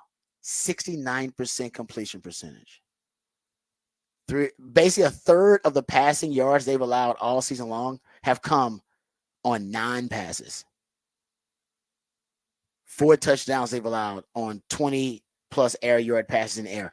And Texas doesn't do a lot. Remember, Quinn has, I think he's on like 7 deep passes all season long. He's 3 of 7, but that's not a strength in Quinn's game. And Sark doesn't rely on that when Quinn's in there. Now, when Arch is in there, Arch is 16. He's got 16 deep passes, and the man had 2 starts, 16 deep passes already. More than double the amount that Quinn has had already. They're just 2 different games. And he's completing 50% of his deep passes, Arch is, but Arch is not going to play. It's going to be Quinn. And I think the way to break Tennessee is because Quinn, they don't rely on the deep ball very much with Quinn, because Quinn is more of an assassin in short to intermediary. But when you look at Oklahoma and where they're vulnerable, that's where they're vulnerable. They're actually pretty good at squeezing the short to intermediary. What they give up is over the top. And Power 5 quarterbacks, they faced 3 of them, have completed damn near 70% of their 20 air yard passes, 20-plus air yard passes against Oklahoma, 4 touchdowns. That is something, if I'm Texas, I don't know if I could ignore that. So I think Sark will take shots early. I think he's going to throw, and Texas doesn't throw a lot of deep balls when Quinn's in there. I think that's the way they're going to break Tennessee. And when they do that, keep in mind, they also can do it out of that the 6-0 line package. Texas last year averaged almost 12 yards per attempt with the 6-0 line package. We haven't seen it this year. Last year they liked it. Hadn't seen it this year. I wonder if that's a way to allow them to insulate pass protection, to chunk it downfield a bit. You can play bully ball out of it if you want to, but you also can end up getting some max protection situations where you can get guys downfield and take advantage of the deep ball vulnerability of that Oklahoma defense. So that's another way I think you could end up breaking tendency. We haven't seen a trick play from Sark so far this year. Have you noticed that? No trick plays. Yeah. Usually there's a double pass in there. I don't call it in and around a reverse a trick play. Unless that's kind of a staple of Sark's offense, really, with misdirection. I'm talking about a double pass, or we've seen some funky stuff from Sark in the future. I wouldn't doubt if we see something funky in a trick play. I wouldn't doubt. I threw the 6-0 line package out there. I was watching Penn State, Andy Koltanicki, and they pulled one of their, basically had a lineman go in motion, and then have him do the cross block on the backside. Oh, you know who does? Detroit Lions do that. I wonder if Sark will pull out something like that. Sark watches a lot of football, and I often see him just kind of pull concepts from all around the game when he gets a chance to watch football. He watched a lot of football over the bye week. Yep. And I'm telling you, every now and then you'll just see him kind of pull something. You're like, that's a popular concept in the NFL. That's a popular concept in football. And then Sark uses it. That cheat motion is a primary example that Miami was using, and Sark started using it too. I think you'll get something funky, but I think you'll get a trick play. Maybe a double reverse. We've seen reverse. Maybe the double reverse. Maybe a reverse pass. Maybe a double pass. I think Sark's got something up his sleeve in this game. That's a tendency break because we haven't seen it. You haven't seen one trick play really so far this year. You don't need it. But I think that's why I don't think we haven't seen it. Because we haven't.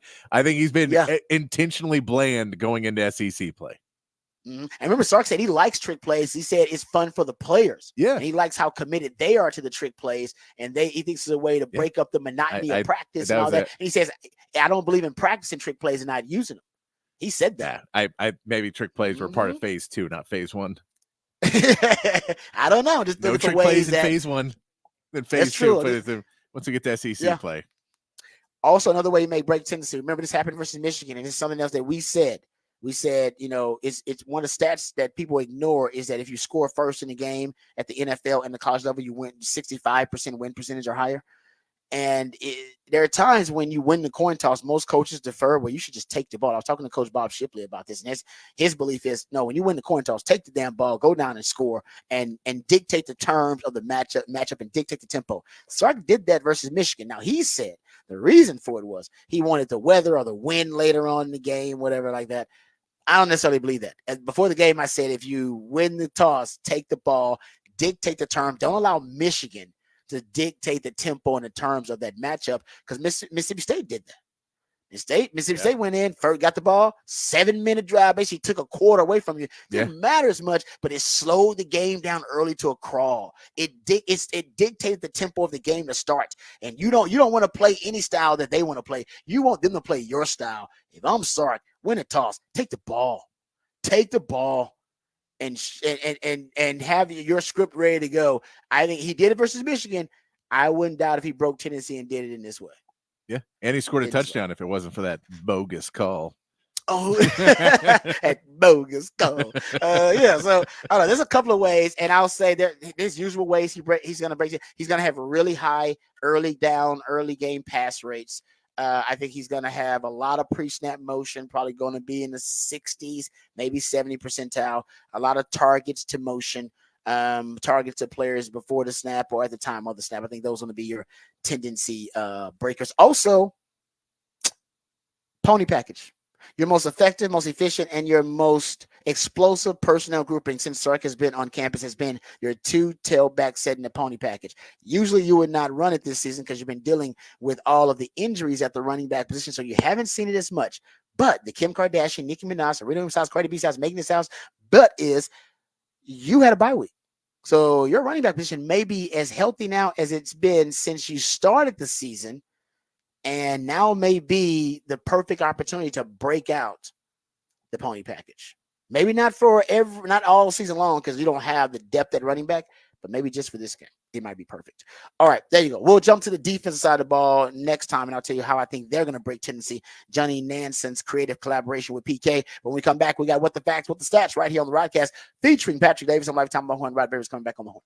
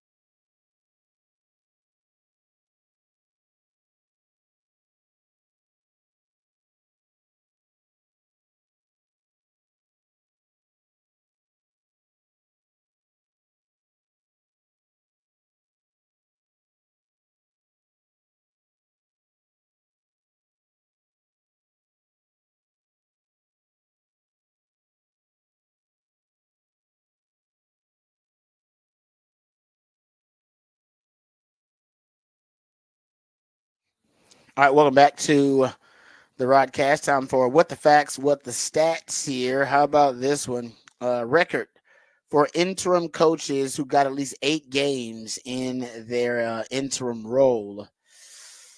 Since 1970, 143, 251, and 1. 36% win percentage for interim coaches who got at least 8 games in that role as interim coach. I do want to say Rich Bisaccia did lead him to the playoffs for the Raiders when he was an interim coach, but that is the exception, not the rule. Yeah, and but how many of these coaches have one of the most talented rosters? ... that I've ever had, says Woody Johnson. It is. I mean, the Jets have some talent. I don't know they do. Yeah, that's a bold statement, but.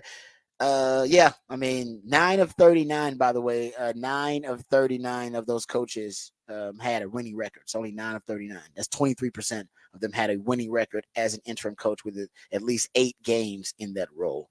So we'll see. Wishing Jeff, was it Ulbrich? Is that Ulbrich? who Yes, it is? Wishing him the best. I don't know much. I got to do some research on him. I'm sure he's been around a long time, but I haven't done much research. I'll find out, kind of the background on him and do some digging. And find out if he's a guy that's always wanted to be a head coach. I don't think he's been coaching that long. Oh, so he's a relatively young guy. I think he's relative. I think he's an ex-player. Okay, you know what? I just didn't know. Yeah, I hadn't been familiar with him. I will admit I did not know much about his resume. So if he, if he's a guy that was a fast riser, maybe they're making the right move. Or if he's a guy that's been around that nobody's given a chance to yet, that's what. No, so he's been around as a coach since 2010. So that's not that long. And then was defensive coordinator and linebackers coach for 2020 with the Falcons, then D coordinator for the Jets for the last 3 years with Saleh. Okay. So maybe not necessarily a fast riser, and maybe not necessarily a guy that really has lost his cachet, or kind of I don't think it's been, because some coaches, they stick around too long and they never really try to ascend to the head coaching ranks. Yeah. And if you go too long without trying to make that move, then people just assume, okay, he never wants to make the move.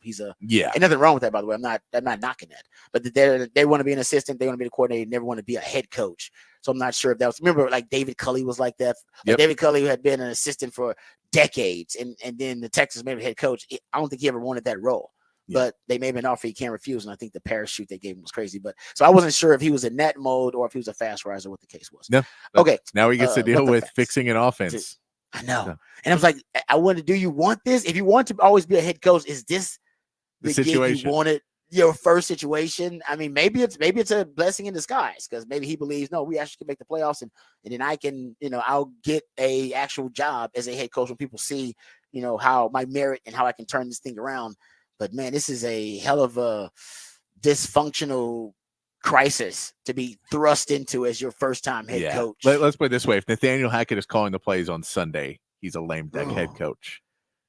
That's a great point, because that means that he most likely was hired to not fire or to not demote Nathaniel Hackett. Yep. Yeah, because the belief was that was Robert Saleh. He was going to do that. And then there's even some talk from the latest there's an SNY report that was also what Jeff Ulbrich wanted to do. Yeah. No, I think everybody was on board. The problem's the offense. Who's calling the plays? We need to get somebody else to call the plays, because the offense is the problem. And then it's like, Aaron, you want to call the plays? Do you want to just call the plays, Aaron? Like, just call the plays. Like, you want to call your own plays? You want to just call your own plays? You can do that. Just call your own plays. Yeah, sure. Then we can eliminate any responsibility that anybody else bears, burden that they have. It's like, no, it's all on Aaron. It's on you. Aaron's man. calling his own plays. He's running his own offense. But like you said, he don't want to do that, because that you got to be there. You got to put in the work Monday through Saturday to do that, and you got to be there coordinating things. And I don't think Aaron wants to do that. So, but that's that stat. How about this one? One more before we get out of here. What the facts? What the stats? And I'll get into this one a little bit later, but you're seeing more and more teams, because we're starting to recognize this because of Brian Flores. You're starting to see more and more teams that are disguising coverages. They're kind of they're saying now Brian Flores has kind of helped influence a lot of teams, because he throws a lot of disguise out there, and very effective disguise. So in 2024, the league average from disguise coverages pre-snap was 20 is up from 27% in 2023 to 31% in 2024. And every year for the last 3 or 4 years, we have seen disguise increase more and more. So more and more teams trying to disguise coverages pre and post snap. That's something that the Texans have started to do a little bit more of, and I think the Cowboys actually do it the least. I believe the Cowboys have the least amount. That's not a bad thing, by the way. If I'm not mistaken, the Cowboys are one of the lowest disguise coverage rates in all of the NFL. So it's just a preference thing. It's plenty of ways to skin a cat. It's all about how you want to do it. All right, we come back. We'll get into the Jets and the drama and the dumpster fire, the dysfunction that the Jets once again have shown that's unfortunately part of their DNA as a franchise. They fired Robert Saleh 5 games into the season. We'll talk about why that's the case, all the reports and rumors surrounding that story. We'll also go behind the burnt orange curtain. We'll talk some Texas, Oklahoma. We'll hear from some of the players about their experience, and we'll hear from the DBs, Jahdae Barron. We'll hear from Michael Taft talking about the reinvention of their secondary, and now that secondary went from being one of the worst units in college football last year to now being one of the best secondaries in the country over one off season. All of that and more right here on the Rodcast featuring Patrick Davis on Lifetime Longhorn. Rod Davis coming back on the horn.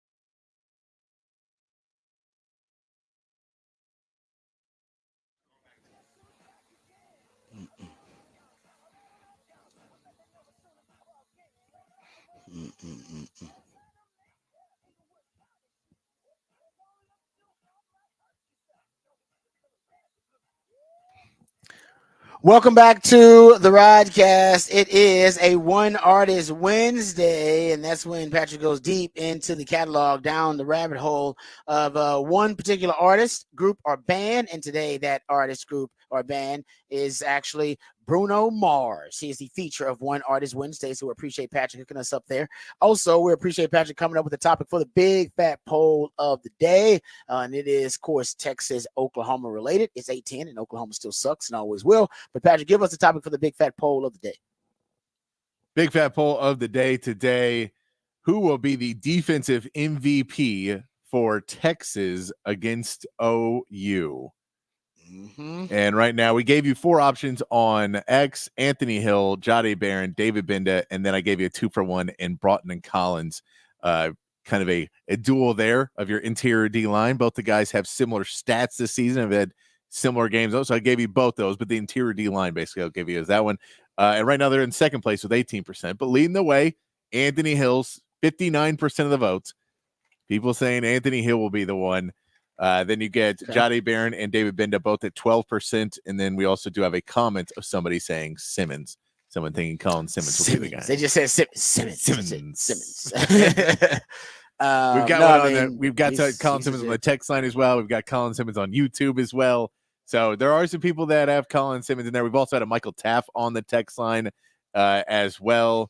That has been Taff one Daddy. that they I like think that Michael Taff is going to be. He says Taff will force a fumble and snag game-stealing INT. Big game hunter meets big game is what they said for Michael Taff. Taff Daddy is a big. I mean, he plays. He's been playing really well, but I can see that. I mean, I can see 7. I can see 6 or 7 guys making that iconic play we talk about all the time. I could see some guys making those types of plays. That's how many playmakers Texas has on their defense. Michael Taff had the line on Monday where he said it multiple times, but basically we give the coach answer of, well, we're just working on this week and we just focus on the game this year. But whenever asked about anything in the past, he would say, I remember everything. We're focusing on this game. We're doing. But he would always start it with, "I remember everything."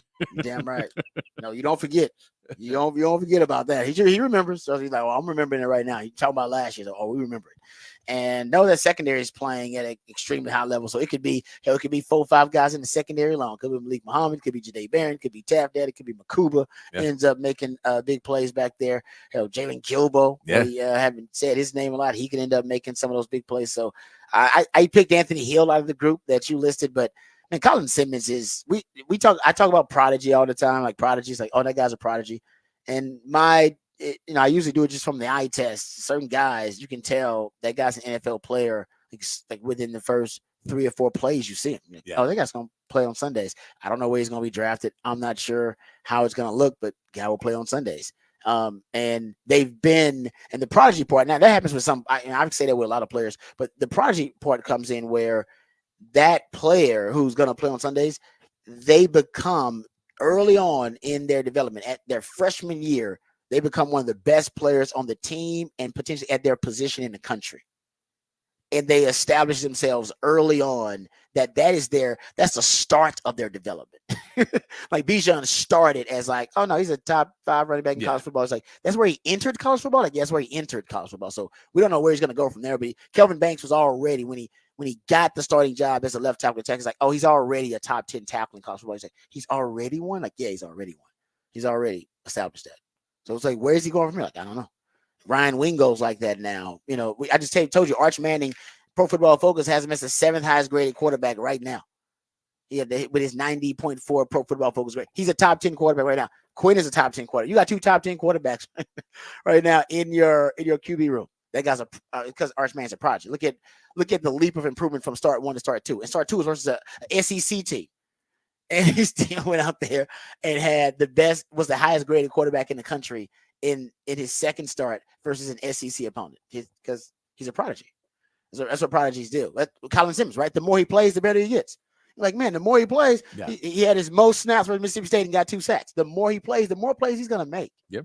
Now, he's still young, so he's going to break contain. He's going to go too far upfield and not squeeze the edge enough. He's going to be out of position every now and then, a little out of control every now and then. Yeah, that just comes with, being a more mature player, more experienced, and just being more fundamentally sound and with more sound with your technique, that'll come.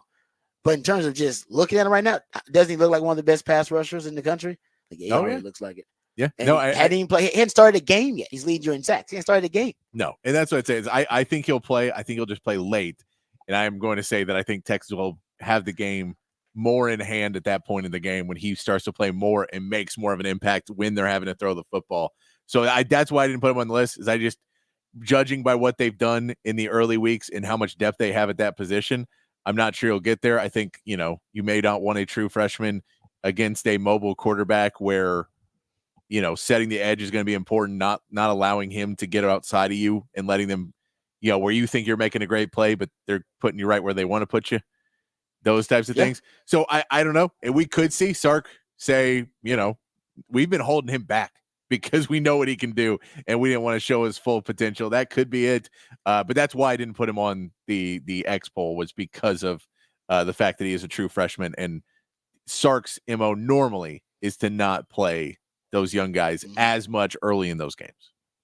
Yeah. No, we'll see. I mean, but like I said, a prodigy is a prodigy. Oh no, yeah, he guys, is. You can just put him out there. He's he's that good. He definitely has at least 2 plays a game where you sit and turn to the person next to you or just to yourself go, it's a true freshman.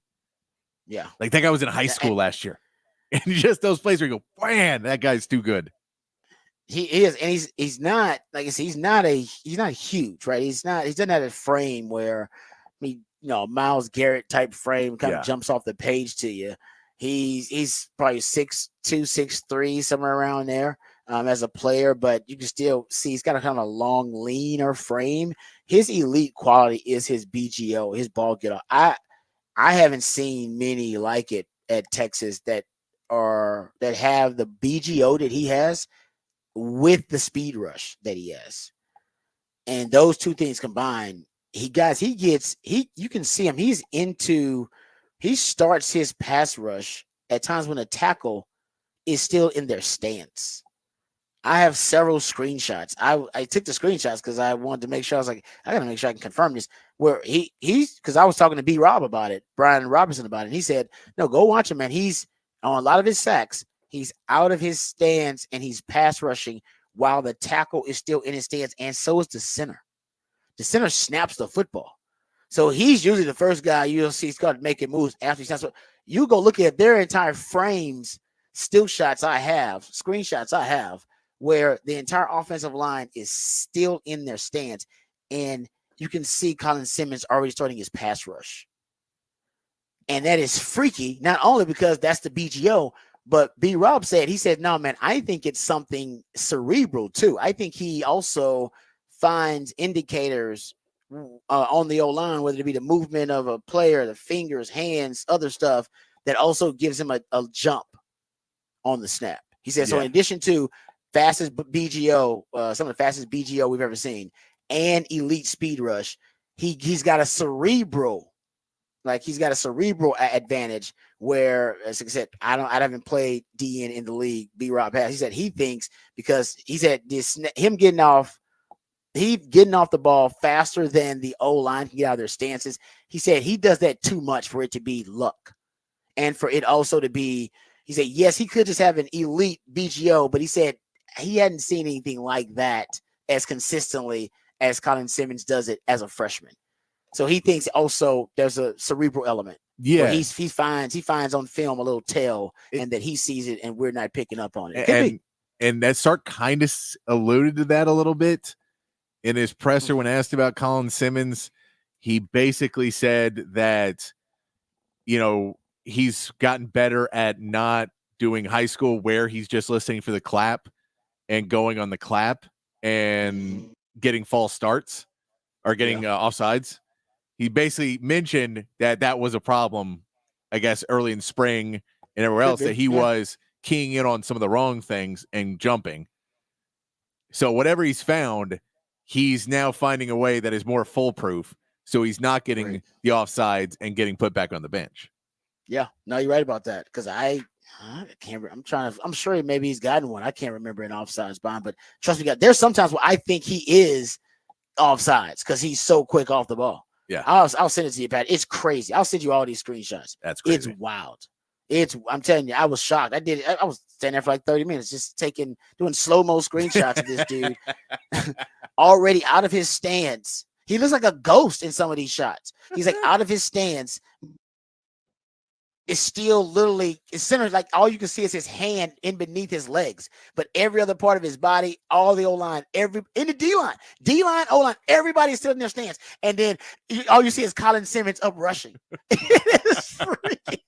And he's like, you're like, what the hell is that? That's crazy. It was in the Mississippi State game on one of his sacks. And I was like, of course that O-lineman's got no chance. I'll send those to you anyway.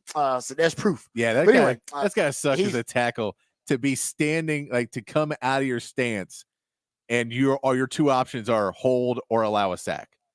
You basically that's your two. There is no blocking anymore because he's already too far. Yeah, no, you're right. He's already. I mean, once he's upfield and moving like that, it's like, yeah, man, you're done. Like I said, I all these shots. I believe these are all of his sacks too, if I'm not mistaken, or at least some of his sacks, where he's just up and rushing, and everybody, D-line, O-line, everybody's still in their stance, and then Colin Simmons is like just running. He's like he's past a lot of scrimmage, and the ref's right there, so he's not offsides. He's just the ball snapped. He's like, "What are y'all waiting on? What's taking y'all so long? Like, don't y'all see this ball is snapped? It's crazy, man. He's got that matrix in him.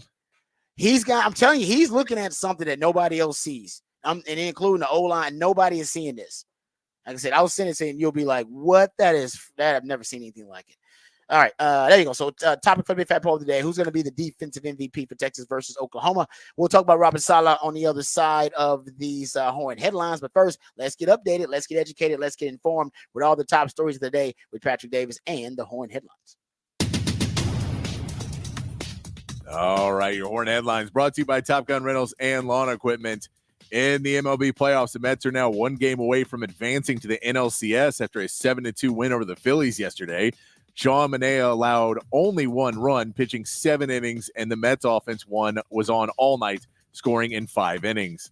The Padres put the Dodgers one step closer to elimination with a 6-5 win. The Padres tallied all 6 runs in the second inning, and the Dodgers responded with a grand slam in the next inning, but the pitching settled in from then on out and did not allow any runs the rest of the game. All 4 series continue today with games beginning at 2 p.m. And in the NFL, the Jets fired head coach Robert Saleh yesterday after a 2-3 start to the season. Saleh was hired in 2021 and finished his tenure with a 20-36 regular season record. Jets owner Woody Johnson stated the decision was his own and named defensive coordinator Jeff Ulbrich as interim head coach. And that is your Horn headlines.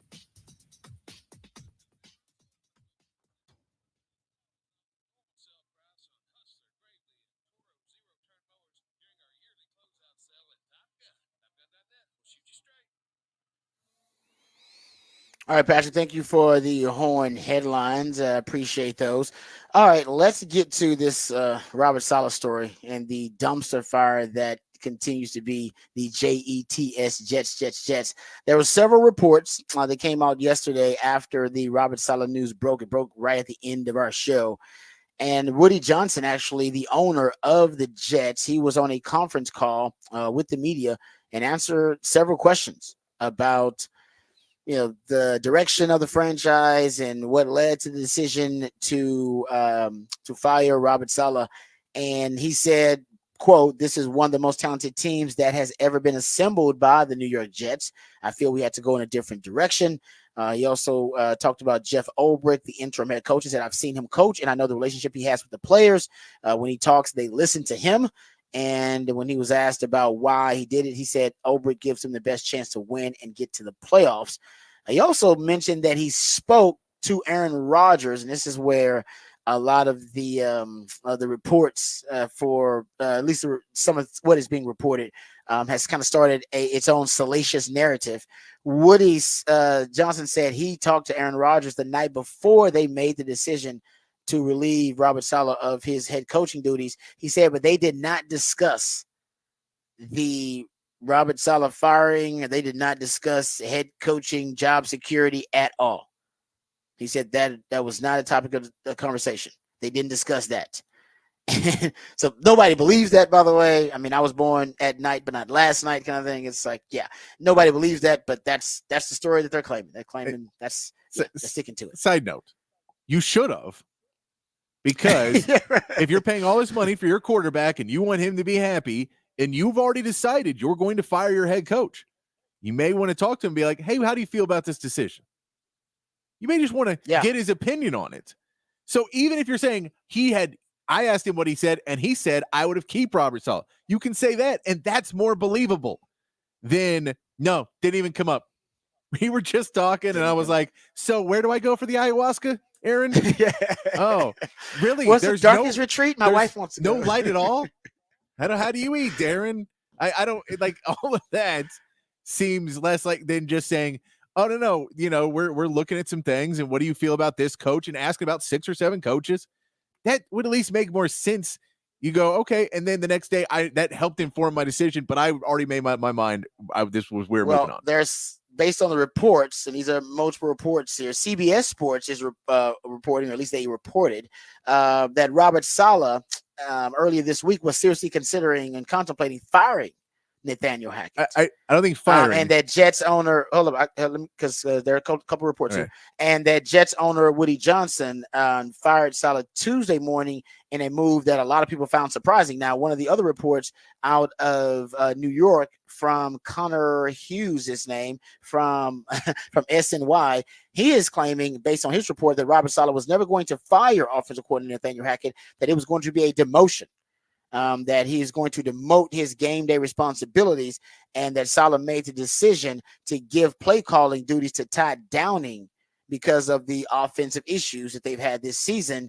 And he said he made, at least this report by Connor Hughes claims they made that decision Tuesday morning, and then minutes later he was called into Woody Johnson's office and fired. And there's some now that are connecting those dots with, of course, the conversation that Woody Johnson had with Aaron Rodgers that didn't talk about any of this on Monday night. And then Tuesday morning, the Nathaniel Hackett demotion story that maybe Aaron Rodgers felt a certain kind of way about his buddy. We all know Nathaniel Hackett is not only a BFF of Aaron Rodgers, but also the curator of the Aaron Rodgers offense, which the Jets run. And that maybe that's why they wanted to expedite the exit for Robert Saleh, because Aaron Rodgers may have gotten fed up with him trying to be a little too hands-on with the offense, because a lot of people will believe that Aaron Rodgers was, basically the head of the offense, that he ran the offense and it ran through him, and that Saleh was coming in trying to make decisions on that side of the ball, and Aaron did not take kindly to it. That's a conspiracy theory. There's no evidence necessarily to point to that, but common sense would lead you to believe Aaron Rodgers somewhat at the center of this thing, if not dead smack at the center of it. Yeah. No, I mean, because it just falls in. And again, if Woody Johnson wants to go, it's my decision alone. You go, well, that's also fine. Even if he said, I didn't talk to Aaron Rodgers, talk to football people. You're not a football person. You've owned a football team. Does not make you a football person. And we can tell that about Jerry Jones. Does not make you someone who has had their entire life being spent around football. There's those guys, and they work and you hire them. You pay them a lot of money to help you make these decisions, to help you in a situation where you say, hey, if we were to let go Saleh, what would that put us at? And they go, a huge disadvantage for the rest of the season, because you're now disenchanting the defense, which is the only thing that's doing well for us this season. It does nothing to fix the offense. So it doesn't address our problems. It just hurts one side that's playing better right now.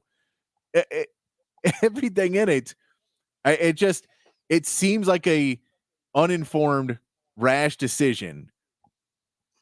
And now you brought up probably the best point, which is he got embarrassed in England.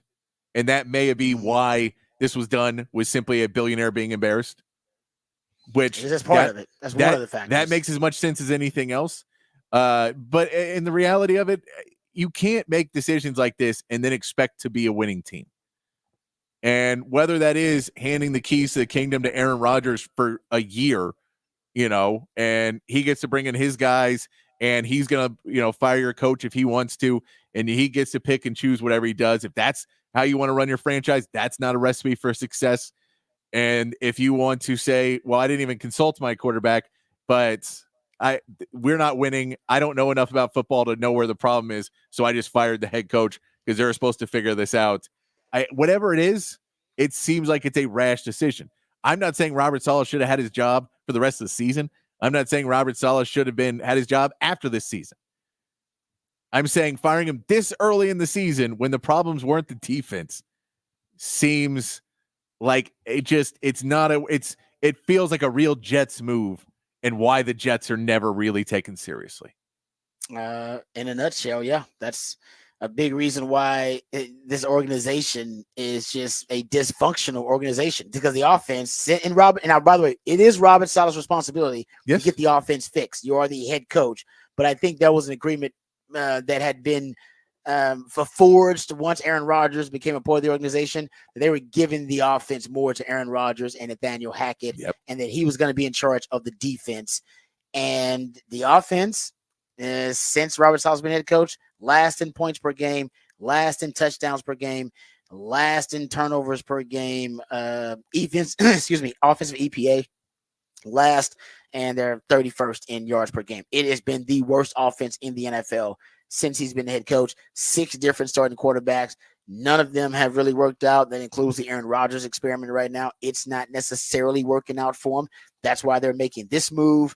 And historically, the Jets franchise has never really been able to find that savior at the quarterback position.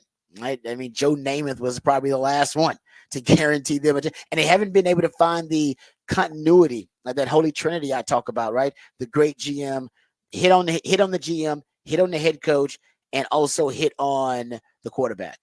When was the last time they hit on all three? That's what the Texans have done recently, and now they're rolling, right? That's what Kansas City has that nobody can really compete with. Best head coach, best GM, best quarterback. That's why they're about to three-peat.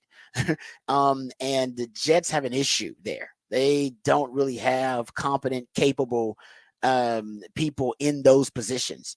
And that's historically, by the way. Saleh becomes, how about this stat? He's the 6th consecutive full-time Jets head coach to exit the franchise with a losing record. Al Groh was the last coach to leave with a winning record. He had a 9-7 mark in 2000 before resigning to take the head coaching job at University of Virginia, by the way. It doesn't say a lot about your company, about your organization, that he leaves to take a head coaching job in college and not a blue blood. And in fact, since the club's 1960 inception, only 2 coaches have left the team with above 500 records. Al Groh in 2000 and Bill Parcells, Big Tuna, from 97 to 99. Even Weeb Eubank, who led them to their Super Bowl victory, the Joe Namath guarantee, he left with a losing record too. They can't find the quarterback. They can't find a good head coach. And the GM in the front office has been, I think, a bit of a dumpster fire. And once again, you talk about ownership. That's another issue altogether, because the ownership has been inept in terms of he's a billionaire, so he's making money. We're talking about an owner of a franchise. He's made a lot of bad decisions, and they have had that domino effect, if you will, all throughout that franchise. It doesn't take long, though, to turn things around. As a Texans fan, I can tell you, when the Texans were the laughing stock of the NFL because they went all in on Bill O'Brien, and he was the football mind they entrusted with every decision. Power corrupts, absolute power corrupts, absolutely. That they also didn't have enough checks and balances within the organization to be able to, stop the not just offense, but stop the organization from going off the rails too much because of bad decision after bad decision by Bill O'Brien. And they did, but they made the right decision and hired Nick Caserio, hired D'Amico, found CJ. Within a couple of years, boom. Now they've turned that thing around. Right now, you look at the Washington Commanders, dumpster fire from ownership to the front office, players on the field, off the field issues. I mean, they were a bit of a laughing stock as well. Now with Jaden Daniels in there, looks like they like what they have in Dan Quinn, brought in a new GM. Not saying they hit on all three, but they at least have functional, capable, competent people in those positions right now. And the Jets are just missed. They don't even have that. They don't have serious individuals right now in that organization. Whether you're talking about the owner, or whether you're talking about the quarterback, or whether you're talking about the head coach, I don't know if I don't know. I wouldn't trust the Jets organization even developing a quarterback if they had it. They probably ruined it more oftentimes than not. So that is that the roots of the organization of the Jets right now, I think, are right maybe a little, if you want to say toxic, like that from the roots up for the organization, it's toxic. They need to do like complete overhaul. And I'm not, obviously the owner is the owner, but after that, there needs to be a new front office management with them at the executive level. You need to go find yourself a real head coach and invest and empower them. And you got to find a solution at quarterback, because Aaron Rodgers ain't it. He's a stopgap, and a bad one, an expensive, bad stopgap for you right now. So there you go. Robert Saleh and the Jets, the Jets, Jets part ways. The Jets are going to have Jeff Ulbrich as the interim head coach for them going forward. All right, we come back. We'll get into some Texas football conversation. We'll go behind the burnt orange curtain, and we'll hear from the DBs, Janae Barron and Michael Taft, who will tell us what happened to reinvent, transform this secondary from being one of the worst in college football last season to being now one of the best in college football in 2024. We'll hear from them and hear from some of the other players right here on the Rodcast, featuring Patrick Davis and Lifetime Longhorn. Rod Babers coming back on the horn.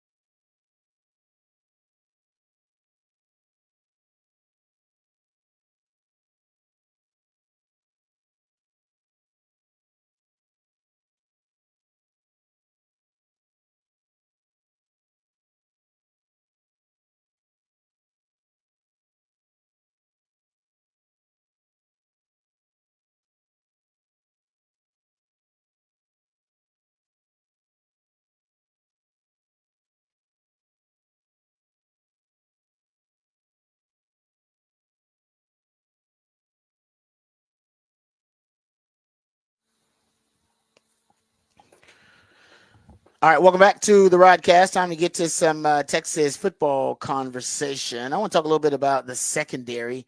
I'm a little bit biased, of course, as a card-carrying member of DBU myself, but I want to get into this secondary because the journey from last year to this year has been compelling, to say the least. You got a lot of new faces. You bring Makuba in there as a new face. You got new starters like Malik Muhammad, who earned a starting spot. Jalen Gilbo starting at the nickel spot for you, moving Jade Barron around, guys playing different positions. So some familiar faces in different places and just some new faces overall. But the secondary now is one of the best secondaries in the country in terms of pass defense. And really, you go look at it, pass efficiency defense. They're top 10 pass efficiency defense. You go look at their secondary overall, Texas. They're one of the best overall defense in terms of limiting explosive plays in the country. Second fewest passing yards allowed for the Texas pass defense. It's just light, and it's night and day, right? Light years of where they were from last year. So you got to give the players a lot of credit, got to coach a lot of credit too. So Michael Taft spoke with the media, and he was asked about the secondary's improvement. What led to it? What do you, if you're as a player, right?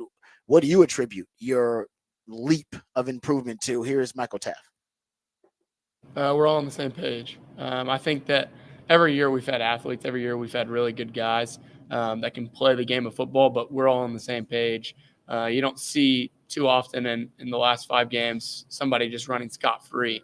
And so that's, if you line up and you play the game and you make it hard on the offense every single down after down after down, and you make them earn it, then hats off to them if they win a couple reps. That they're on scholarship too. But at the end of the day, when we're all on the same page, we're a pretty good defensive back. Why is that communication better this year? I think year 4 in the system of having the same coaches, having guys like me that can have that year 4 experience, that confidence, and then guys that, elevate the room that come in, Andrew Makuba, Jelani McDonald, another year of Derek Williams, another year of Manny Muhammad, and then a veteran guy like Jade Barron or Jalen Gilbo. So just, the experience that we have together is really the most important. There you go. Talking about they're on the same page. I refer to it as being hive-minded, right? You got to be hive-minded. Everybody's got to see the game the same way, be relating to the game the same way, adjusting to the game the same way without necessarily having to communicate it verbally. But I will say, just watching them, they talk a lot more than they used to. They do. They're talking to each other. There's a lot more. You can tell them gesturing. And I think that's a confident defense talks a lot, and they're more confident. No, and I what's funny is there's 2 things in here that are kind of correlated that were talked about in the player avail, and communication is brought up a lot. And then they talk about the secondary in practice bringing the juice. And I saw that. And what they're talking about basically is they talk the whole practice and talking trash and talking to the other team, hyping up everybody, a big play, the secondary, the guys hyping everybody up. And I think it's a pretty genius way, and this seems like a Nansen thing, it may be a PK thing, but somebody they brought in of, we want you to talk all the time. Talk trash, talk everything, but keep talking. Because if you keep talking, then you will communicate better naturally because you'll feel confident talking. You won't have this mental block of all of a sudden shouting out on your left or right. You don't have that anymore. You're constantly kind of in this feel of, no, man, everyone, they're used to me talking. So I can communicate better now between everybody because we're kind of there. And it feels like one of those little psychological tricks a coach may use to try and get his team a little bit more comfortable and just vocalizing more, so you have those communications, so you get rid of what they talk about, which was a problem last year of just miscommunications and allowing big plays. Yeah, I think the communication leads to better play. The better play leads to confidence, and that leads to you talking like trash talk. So I think it's like a cycle. Exactly. They didn't talk a lot last year. The communication leads to less coverage bust, leads to you executing better, and that leads to you playing better. If you play better, you're going to be more confident. You're more confident. You're going to talk a little bit more. You got more swagger about you. So I think it's just it's feeding off each other. Exactly. But it really is, like I said, it's a amazing transformation that we've seen. We thought the secondary would be better. I mean, they may be the best secondary in the country. They may go from being a liability last year to the best secondary in the country. And you're right. I love that. We'll play that piece you're talking about too, about the bringing the juice, because there are several different players who've talked about the DBs bringing the juice to practice. But let's continue with the secondary's improvement. Jade Barron, who also one of the leaders in that secondary, he's talked about this this team's improvement and how it was a goal, him personally and the secondary, to be one of the best in the country. That's why he changed his name to number 7, changed his number to number 7, so that he could, be a Thorpe Award winner like Michael Huff was. Here is Jahdae Barron discussing why he thinks and what he thinks were the steps in taking to improve this secondary. The communication, our communication is changing and we're growing. But I mean, that starts off with culture, because to communicate and to trust one another, you got to trust somebody off the field. So I think the culture and the level of the bond that we created is what's allowing us to play fast, and then trusting like, hey, I know Taft's going to be in the post. That like Taft knows I'm going to have the curl flat drop, and just small things like that, just knowing that your brother's going to be there. So just the culture that we have, and then ultimately that created the communication on the field. I like that. The culture created the communication is what he says. Here's Jahdae going into a little bit more depth about, communication being so important and so pivotal to their success. I think the communication wise has been better, just trusting one another. Like I said, just having that bond that we created off the field. And when you have a bond off the field, ultimately it leads for a better bond on the field, because you can trust your brother that he's going to do that. Or just like, it could be like small things, just vice tackling and things like that. Just knowing that I'm going to have somebody over here that I'm not tackling you by myself, that I'm tackling you with my brother. So just knowing that everybody's going to be in the right position. So with the back end, for the communication, I think it just allows us to play fast and just play free, and knowing that he's doing his job. So all I got to do is do my job. So.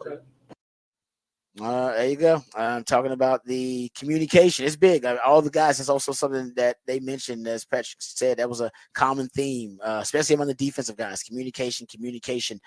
But the juice too is something that I've been hearing a lot of guys talk about. That there's a new energy at practice, and it's the DBs who seem to be the catalyst for this heightened energy and intensity at practice. Here is Jahdae Barron talking about the DBs bringing the juice to practice. I mean, it can mean a lot of things, but you just gotta come with it. Sark tells somebody, like, let's say for instance, like if you were 5 today, like you're all the way up, and let's say I'm a 3, like, give me one of your stars, so we can both be 4s. Just trying to pick somebody up and just pick a brother up and make sure we're all on the same level and everybody has the same intensity. So if somebody's a 5 and somebody's a 1 over here, just go lean on that 1 and bring him up so we can at least all be 3s or something together. So just kind of just picking one another up and just having that juice. Having that juice. Here is Michael Taft talking about that juice.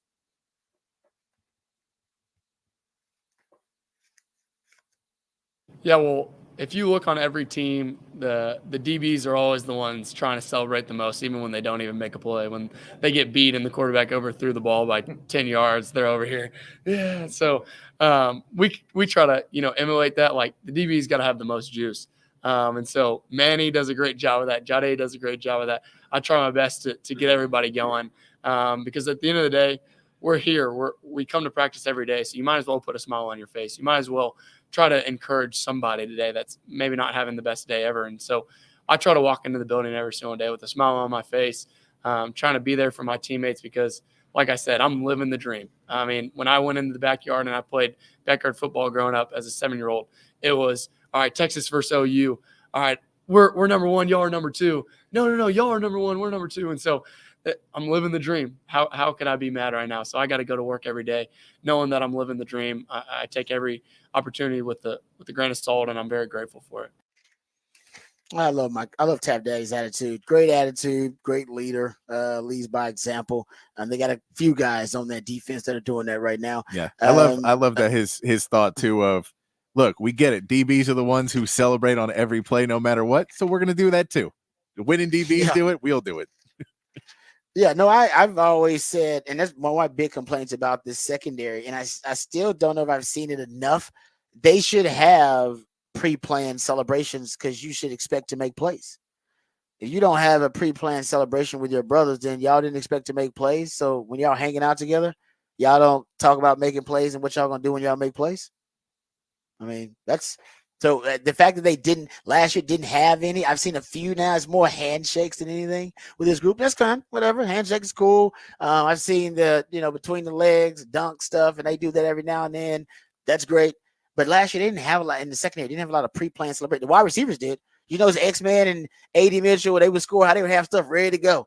They had all of the pre-planned, had the steps in there. Everybody knew where to go. Like, they're about to score. I run up and never take my position because they had the pre-planned celebration. If you ain't got a pre-planned celebration ready, you don't expect to make plays. So you haven't talked about how you gonna make plays. Oh yeah, when I get this pick, when I get this PBU, watch me. Watch what I do. It's gonna be awesome. Hey, beat me in the middle of the field, and then we're gonna do a high five at the middle of the field when I do a play. Yeah. Like, that should already be discussed because you should already know. All right, when I make the play, this is what's gonna happen. And they didn't have a lot of those last year because they didn't expect to make plays. No, Johnny Barron really did say they asked him what he was going to bring out for this game, and he did say probably a new handshake. So yeah, I think that's now they expect to make plays, so they're like, no, I gotta have something cool ready to go when I make this play, or I get this pick, or I get this tackle for loss or this sack. They didn't have a lot of those last year because they were surprised to be making a play. Now, man, you gotta have stuff ready to go. Have your touchdown celebration ready. Have your play ready because that's an attitude. That's an attitude of I expect to make plays, and when I do, watch me show off. And we used to have tons of them ready in our secondary, and I think now I'm starting to see them. And that's good. That's a good thing. That's communication. That's the confidence. That's the swagger. Go from confidence to swagger. They've gone from confidence to swagger. That's different. Swagger means you got confidence to spare. This group's got confidence to spare. They're playing like that too. And it's a perfect game to go into, with that kind of swagger, which they do have. So, good stuff there. I like that. Guys, the juice. And you know what you got? Can we play Jaden Blue about the juice real quick before we get out of here?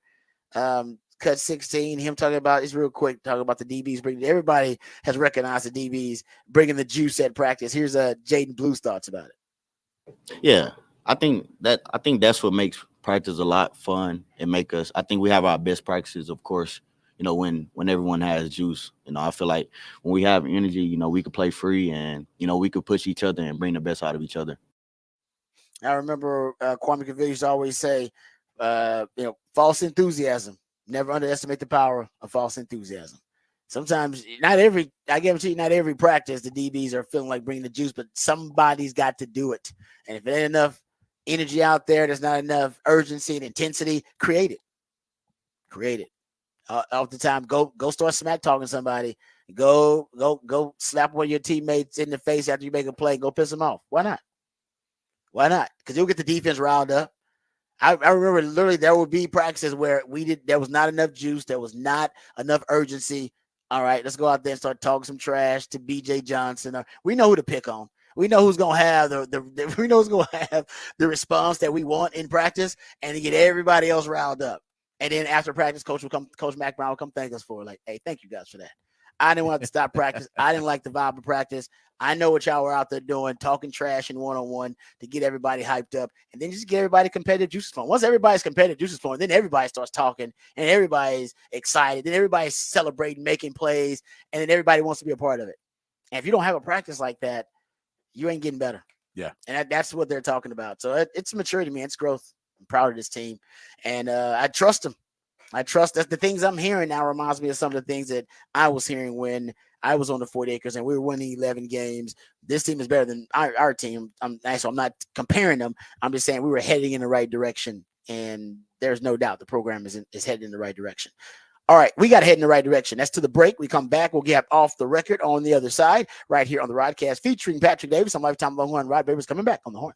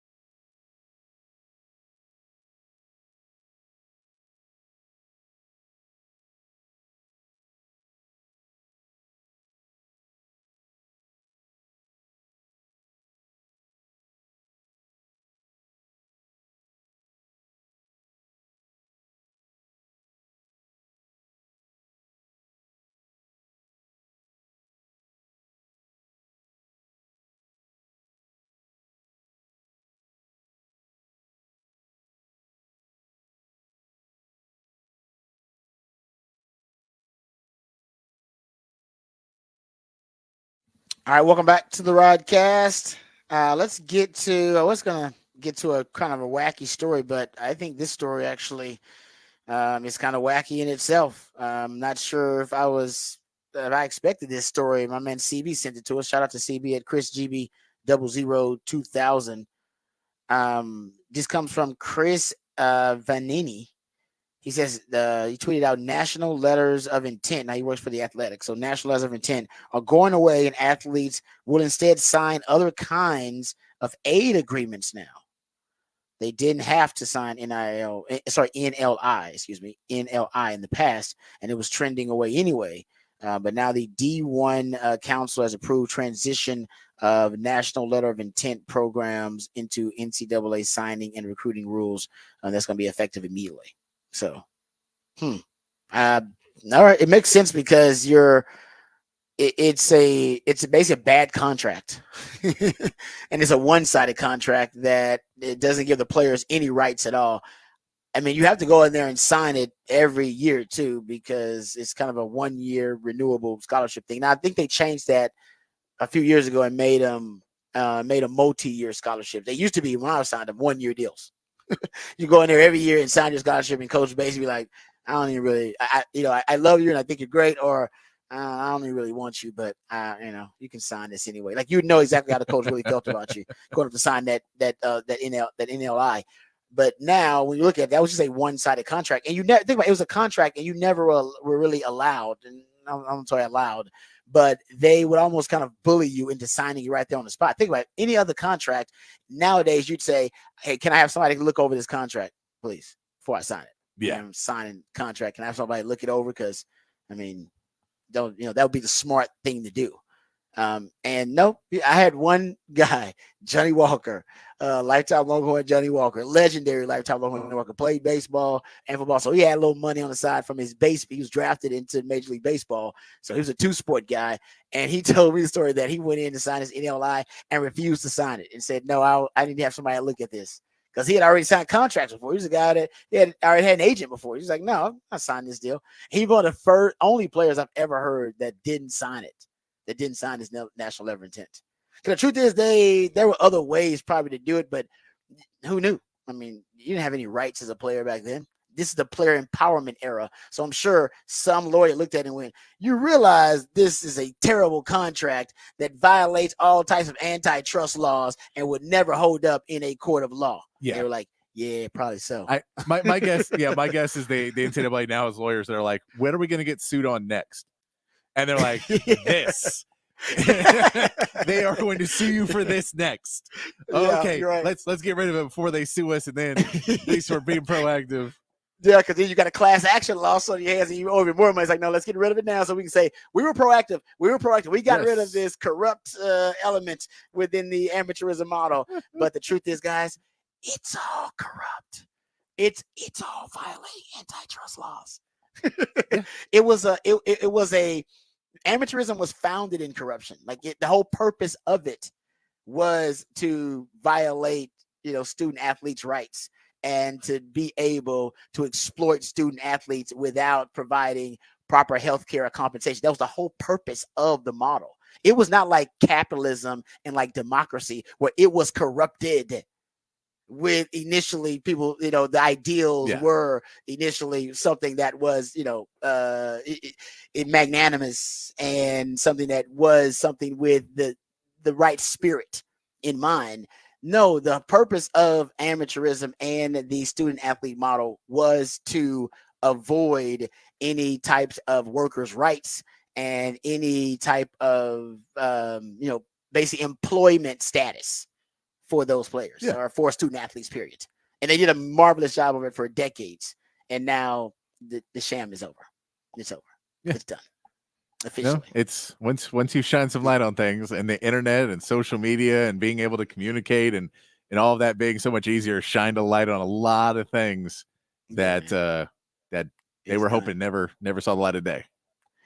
Yeah, and now I think we are enlightened and understand that, NCAA is a borderline criminal syndicate that's been getting away with exploiting the student athlete and basically cheap labor for the sake of, under the guise of amateurism, for decades, and now, people have grown wise to their tricks. So there you go. I think it's a good thing. They got NIL now to compensate. There'll be revenue sharing pretty soon.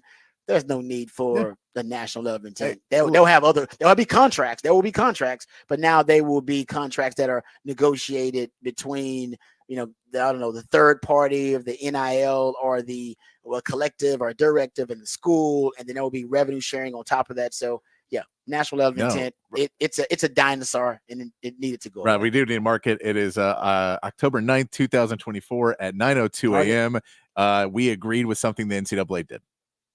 So I told you that new president, he's pretty. I told you he's pretty progressive. The new president is doing a lot of stuff now that if they did this 15 years ago, they actually could have avoided a lot of these class action lawsuits. They could have, but if they'd have been on board with the player empowerment era earlier, if they'd have been on board with NIL, if they'd have been on board with destroying the national letter of intent or getting rid of it, if they'd have been on board with revenue sharing, which, by the way, now the NCAA, the new president, he agrees with all these things. But they were too late. They were too late. They had to be compelled to do it when they should have been proactive in doing it, and they would save themselves a whole lot of money and relevance. Now they're irrelevant and they're about to go broke. Well, I don't want to go broke, but football, they won't have football anymore to help them create revenue because football is about to go do its own thing, at least major college football. All right, good stuff there. We come back. We got, my man Nick Shuley's coming in to do Setlist ATX. We always have a great time with Nick Shuley. We'll ask him about this, actually. Nick Shuley has been, he's been involved with NIL and collectives, been keeping up with the NCAA and amateurism as it stands today. We'll ask him about the latest news about the NLI and it being something that is the way of the past in college sports. We'll also dive into some Texas-Oklahoma discussion. I'll give you all the ways I think Texas is going to break tendency in that game, offensively and defensively. All of that and more right here on the Rodcast featuring Patrick Davis on Lifetime Longhorn. Rod Babers coming back on the horn.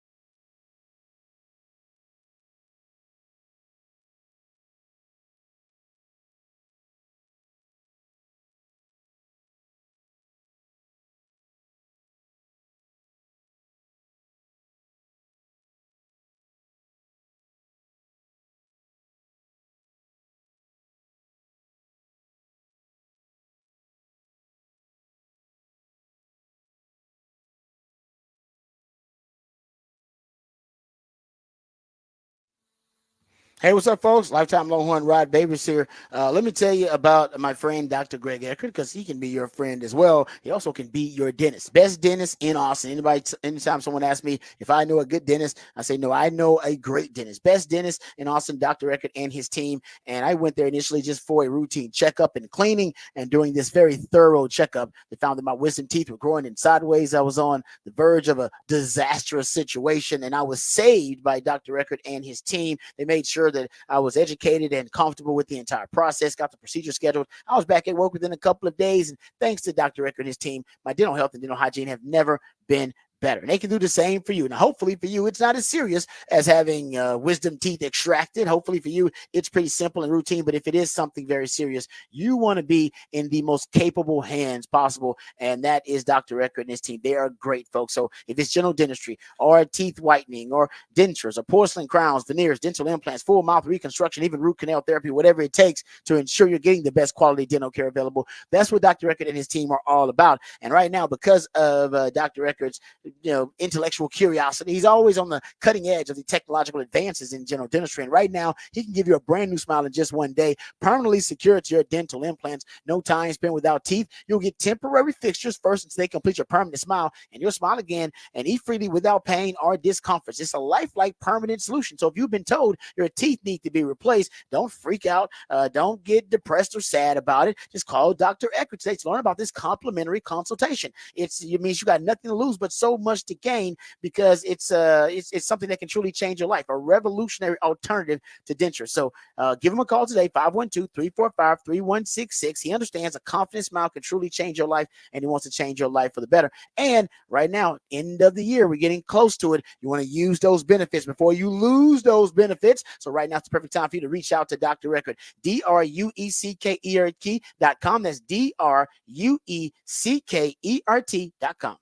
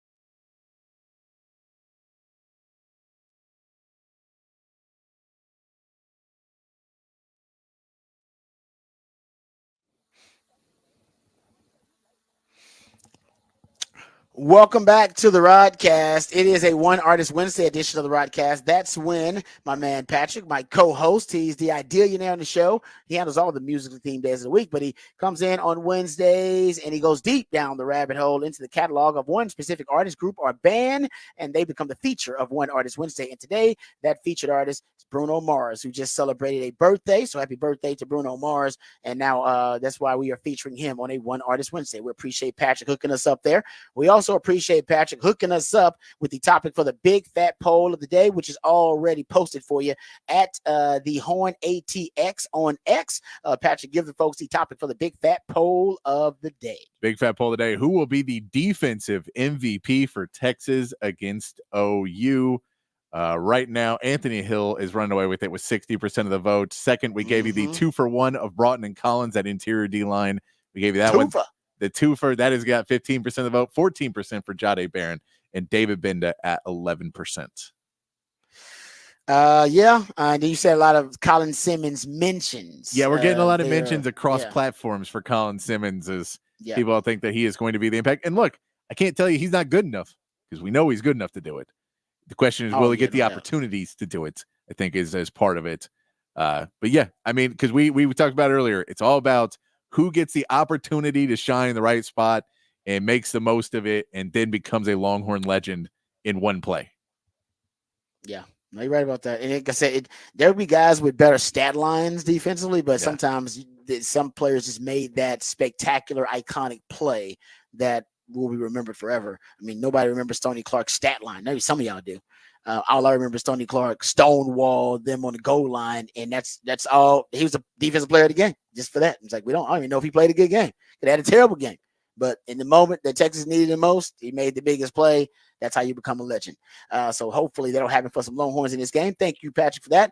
We got my man Nick Shuley coming up with Setlist ATX, so we don't want to waste a ton of time. Next segment, I'll get into Rod's rant next segment, and we'll make it a smorgasbord. I'll give it into Texas, Oklahoma. To win big games, you got to break tendency. I'll give you some examples of how that's already happened and what I think, at least how I think these teams could break tendency facing off this weekend. I will also get into a little Texans conversation. Drake May's going to start versus the Texans. Is that good news or bad news for the Houston Texans defense? We'll get into that. And also good news for the Cowboys, no question about it. Deron Bland may make his 2024 debut versus the Detroit Lions. You could get Deron Bland back, one of your better players on defense. That would be great news for a mash unit that the Cowboys have been having on defense lately. But first, let's get educated. Let's get informed. Let's get updated with all the top stories today with Patrick Davis and the Horn headlines. All right, your Horn headlines brought to you by Top Gun Rentals and Lawn Equipment. In the MLB playoffs, the Mets are now one game away from advancing to the NLCS after a 7-2 win over the Phillies yesterday. Sean Manaea only allowed 1 run, pitching 7 innings, and the Mets offense was on all night, scoring in 5 innings. The Padres put the Dodgers one step closer to elimination with a 6-5 win. The Padres tallied all 6 runs in the second inning, and the Dodgers responded with a grand slam in the next inning, but then the pitching settled in not allow any runs for the rest of the game. All 4 series continued today with games beginning at 2 p.m. And in the NFL, the Jets fired head coach Robert Saleh yesterday after a 2-3 start to the season. Saleh was hired in 2021 and finished his tenure with a 20-36 regular season record. Jets owner Woody Johnson stated the decision was his own and named defensive coordinator Jeff Ulbrich as the interim head coach. And that's your Horn headlines. All right, thank you, Patrick, for the Horn headlines. And we'll get to some of those NFL topics after this segment. But first, let's get to the Setlist ATX. Got my man Nick Shuley in the building. We always appreciate Nick's time because he's a busy man, but also hooks us up with Setlist ATX when some of the best, and obviously to this weekend, a bigger weekend than most when it comes to music in Austin. And Nick's going to give us all of the details. Nick, what's going on, brother? How you doing? I'm doing great. How are you guys doing? Doing good, man. Doing good. Longhorns are number 1 in the land and heading to Dallas to play Texas, heading to play Oklahoma this weekend. First of all, we do the Third Longhorns podcast, by the way. So let me shout out to our crew, Nick Shuley, Fozzie Whitaker, man, Jeremy Hills, Alex Okafor, and Derek Johnson, part of that crew. So go check out Third and Longhorn. But Nick, how you feeling? Hump day heading into that game. How you feeling about it? You feeling more confident now, or you're starting to feel a little anxious because anything can happen in a Texas OU game? Yeah, I'm always anxious for this game. You know, it's just you never know what to expect and how we're going to come out. You know, we remember last year where, you know, it was kind of deflating coming out with the interception right away. And then you're like, oh, man, because we knew we were going to win last year. We knew, we had no doubt. And then you start to, you know, that doubt starts to creep in when you start making mistakes. And it's one of those games that, yeah, it's going to be whoever makes less mistakes, although I think Texas has a little more give there because they have a lot more talent, in my opinion, than OU. So I feel good about the game as long as we take care of business. We just can't – if we can punch them in the mouth pretty early, I think this thing will be done pretty quickly. If they hang around and it's a game at halftime like the Mississippi State game was, this thing then it's who knows? It's a crapshoot. Yeah, that you're right about that. That's the only way. That's the only thing that feeds this Oklahoma defense. They're third, I think, in takeaways. They're top 10 in sacks, top 15 in tackles for loss. Avoid the negative plays. Protect Quinn. Protect the football.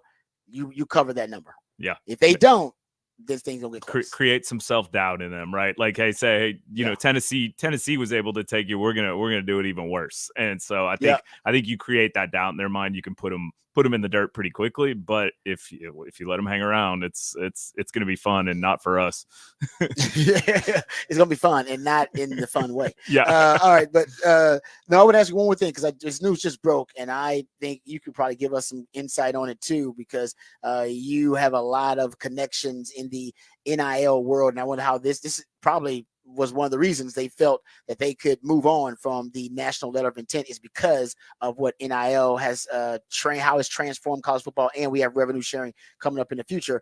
But it was being reported that national letters of intent are going away, and athletes will instead sign other kinds of aid agreements instead, mostly because that contract, which is what a national letter of intent is, it was basically a bad contract for players.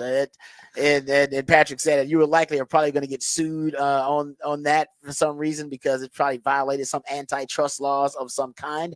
And in the player empowerment era, national letters of intent didn't seem like they were going to be able to justify that in the player empowerment era. What are your thoughts about national letters of intent going away, and what replaces this? Just business contracts now? Yeah, well, it's funny. I think Patrick made a good point of like it's pretty much everything is antitrust in this thing. You look at any of this when the Supreme Court justices like originally saw the case with Ed O'Bannon, et cetera, they were almost appalled. Like they're never unanimous. It was completely unanimous of like how is this a thing? When you actually like sit there and look at the whole process, the whole system, they're like, how is this going on? And so I think that national letter of intent was a perfect example of that. That's not a contract. That's tying you. Like I don't even know. It's a completely, I mean, it is a contract. It's a one-sided contract. One-sided. It's a one-sided contract. Yes. It's the worst contract I've ever signed. And I signed a really bad contract with a company in this town that also has a really bad name. We'll talk about later. But I've signed terrible contracts, and that's the worst contract I've ever signed, by the way. Yeah. Terrible one. Yeah, and it was never truly fair to the kids. That wasn't the point. It was all built from the university side that and the NCAA, well, really the NCAA side, not the university side. But I do think it's good that we're getting progression. It's just sad that it takes this long to fix something that's been completely broken for decades.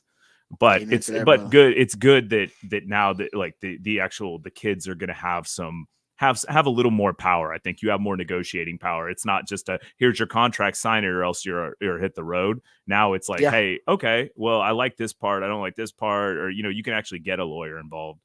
So yes, you have somebody look at a contract. Like I didn't think about it until I left to college that it was a contract you were signing, and yet you were never allowed or never encouraged to have somebody look at it for you. How could you, man? You're 17 or 18 at that time, and like, I mean, I think about what I was doing at that time. I wouldn't have been like, I should talk to a lawyer about this instead. It's just like, oh, amazing opportunity. What could go wrong? Nothing ever, and then sign it. Just sign away all your rights and sign it all the way. No, but I'm with you, man. It's a great step in the right direction for just the college student athletes and really the new modern model of college sports, whatever it's going to be, because I still don't think we know what revenue sharing, but we're getting there slowly. Slowly but surely, brother. Glacier-like pace. All right, let's get to it. My man Nick does not move at a glacier-like pace. He moves quick and fast. He's going to go through Setlist ATX as he does for us every Wednesday. And this one, of course, is probably a bigger weekend as you're ever going to get in terms of music in Austin, Texas. Yeah, it's a huge week. Obviously, last weekend was huge. I'm sure everyone's seen the photos of ACL last week, including Chappell Roan's concert, which was about the biggest crowd I believe they've ever had at ACL for one artist, and she was the same at Lala. So pretty crazy to see. It was definitely a lot of people out there. I sneaked out on Friday night and saw Blink-182, so relived my my high school days. It was perfect. But when you saw them, did you have to ask what your age was again? Yeah. No, trust me, I know my age now, and I felt my age because I'd only been there for 3 hours and I was already tired. But yeah, so festivals get harder as you get older, as most things do. Yeah, seriously, amen to that. I'm not the warrior I was, but big week now in between. Obviously, there's a lot of artists who stick around or kind of tour around. So we've got a bunch of good shows of a lot of festival artists, including a big one tonight that Maggie Rogers will be playing the Moody Center. She's the one with the super cool story. She was the NYU student that Pharrell listened to her demo, and they have it all on camera. And then he was like, "This is incredible," helped her, and she has just skyrocketed her career. I've seen that on social media. Actually, I have seen that story. She puts on a great show, great artist. And then legendary Americana artist Lucinda Williams will be playing Stable Hall in San Antonio. If you haven't ventured out there, definitely get out. Really cool taping tonight with country artist Mickey Guyton. She's a Arlington native, so go out and watch her do her taping. And also they do a party for the park that raises funds for the Parks Foundation at Zilker Park, and festival artist Orville Peck, who plays a pretty this out there alternative country music will be headlining that one. Is that the guy who wears the mask? Yeah, he wears the mask and has the crazy bull tattoo on his chest. Yeah, he's an interesting one. But yeah, and then Thursday the Beaches, who are a really cool female indie rock band, they'll be playing Scoot In. They played the festival and had a big show. The Heavy, who were the big darlings of South by Southwest last year, they'll be at Mohawk. And then Baltus, who is a Colombian psychedelic funk band who've had a lot of momentum, will be at Antone's. Wow. And then DJ A-Track will be playing Roma. I've been digging around trying to figure out where Roma is. I've never heard of that, but A-Track was Kanye's DJ. He is he used to win all the DJ contests. He's phenomenal. So definitely worth seeing if you can figure out where it is. Part of the fun. Yeah, exactly. It's a new one. It's tough to find a venue I don't know, but I definitely don't know that one. Seriously. And then big time artist Nora Jones will be doing an ACL taping at ACL Live. And then a really cool British rock band who I dig, Enter Shikari, will be playing at Empire. And then country sweetheart Nikki Lane will be at the legendary Green Hall in New Braunfels. And then Friday is obviously the second weekend of ACL begins. So expect traffic, expect lots of people, expect to see dust clouds everywhere. But it's definitely a good time. Get out there, and it's supposed to be cooler this weekend. So I think it's going to be a fun weekend. It does feel like fall is officially here. It feels like it does. It feels nice out. And I mean, everyone they have Tyler, the Creator, Chris Stapleton, Sturgill Simpson, Blink-182, you name it. There's a ton of big artists here. And then Remy Wolf will be playing Friday night at Emo's, which is cool. She's a cool funk soul artist. And then big artist Jungle will be doing a DJ set at Concourse Project. And Miles Smith, who's an Americana artist, will be playing Stubbs. And legendary Zero from Rap-A-Lot Records in Houston, Texas, he'll be playing Antone's. I did look up. He is not from the Fifth Ward, Rod. I was going to see if we were neighbors. I'm not sure what put H-Town Zeros from. I'm not either. I was trying to find it, but I couldn't find it. But yeah, nice. He wasn't friends with my parents, so that's all I figured out. Fifth Ward Nick. Yeah, and then St. Paul and the Broken Bones will be doing a show at Stable Hall. Stable Hall has a lot of really cool stuff because they're obviously festival adjacent. You can get down to San Antonio and see some cool concerts. And then Saturday, Orville Peck, who we talked about doing the Party in the Park, he will be at Stubbs along with Nikki Lane. And then an artist who had a really, really big show that looked insane, San Holo, who I love the name, Han Solo, was pretty clever, will be at Mayfair doing a set. And then Sunday, huge house artist Dom Dalla, who is I hear a lot of people talk about. He'll be at Emo's. And then an Americana group I really like, the Avett Brothers, will be at ACL doing a taping on Sunday. And Briston Maroney will be doing a set on Monday at Stable Hall. And then Tuesday, a really, really cool one. I am a huge fan of this artist. Jeff Lynne will be doing ELO, Electric Light Orchestra, at Moody Center. And, Jeff Lynne not only had an amazing music career, but helped kind of produce a lot of Tom Petty stuff and help give Petty his sound. So I'm a huge fan of his. I'm going to have to try to get there and take my dad to that one. That's cool.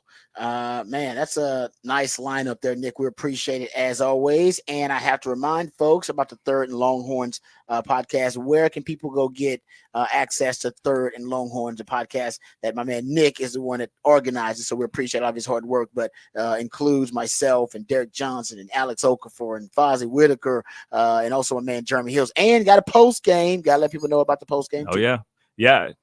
And you can check all that out at thirdandlonghorn.com, 3RD and longhorn.com. And we got you'll see it. The episode comes out tonight. We got new t-shirts. Right. Yes. So I should have worn my t-shirt this morning. Actually, I should have worn it. I didn't even think about it. I should have worn it. You know what? I will wear it. I will wear my Third Longhorn shirt tomorrow. I need to get Patrick one, man. I'll get you. Get them plus sizes. Get them plus sizes. I got you, man. I got you. By the way, Roma, where Fogo de Chao used to be. Oh, so right down by the convention center. Yes, it is where that used to be on right Trinity. by like Gus's. Trinity and Third. Man, look at you. I Googled for a sec. I gave up after like 10 seconds. I found it pretty quick. That's it. That's okay. Damn, that's a prime spot too. Yeah, they've got some interesting venues right there. Like, it's kind of like right by the convention center. Yeah, across the street from the convention center. Interesting. I go there all the time because I don't go there all the time. I go to Gus's all the time. You're at Roma all the time. Yeah, I go to Gus's all the time, so I'm always right there. Yeah, no doubt about it. All right, thank you very much, brother, for the time. We appreciate it, and appreciate all your hard work for us. And have a great weekend. Y'all too. Thanks, guys. It's my man, Nick Shuley. He does a great job. Man About Town. I believe you can cyber stalk him too via social media if you want to at Nick Shuley. But he does a great job with Third and Longhorn and does a great job for us for Setlist ATX. All right, we're going to take the break early, come back, smorgasbord. What we're going to do is we'll talk about Deron Bland potentially coming back for the Texans. For the Cowboys. Then we'll talk about the Texans. Texans will be seeing a new starting quarterback for the Patriots because Drake May reportedly is going to get his first start. So we'll talk about whether that's good news or bad news for the Texans. And in Rod's Rant, we'll also talk about how the Sooners, how the Longhorns are going to potentially break tendency in this game to try to get the upper hand on each other. We'll get into that and more right here on the Rodcast featuring Patrick Davis. I'm Lifetime Longhorn. Rod Babers coming back on the horn.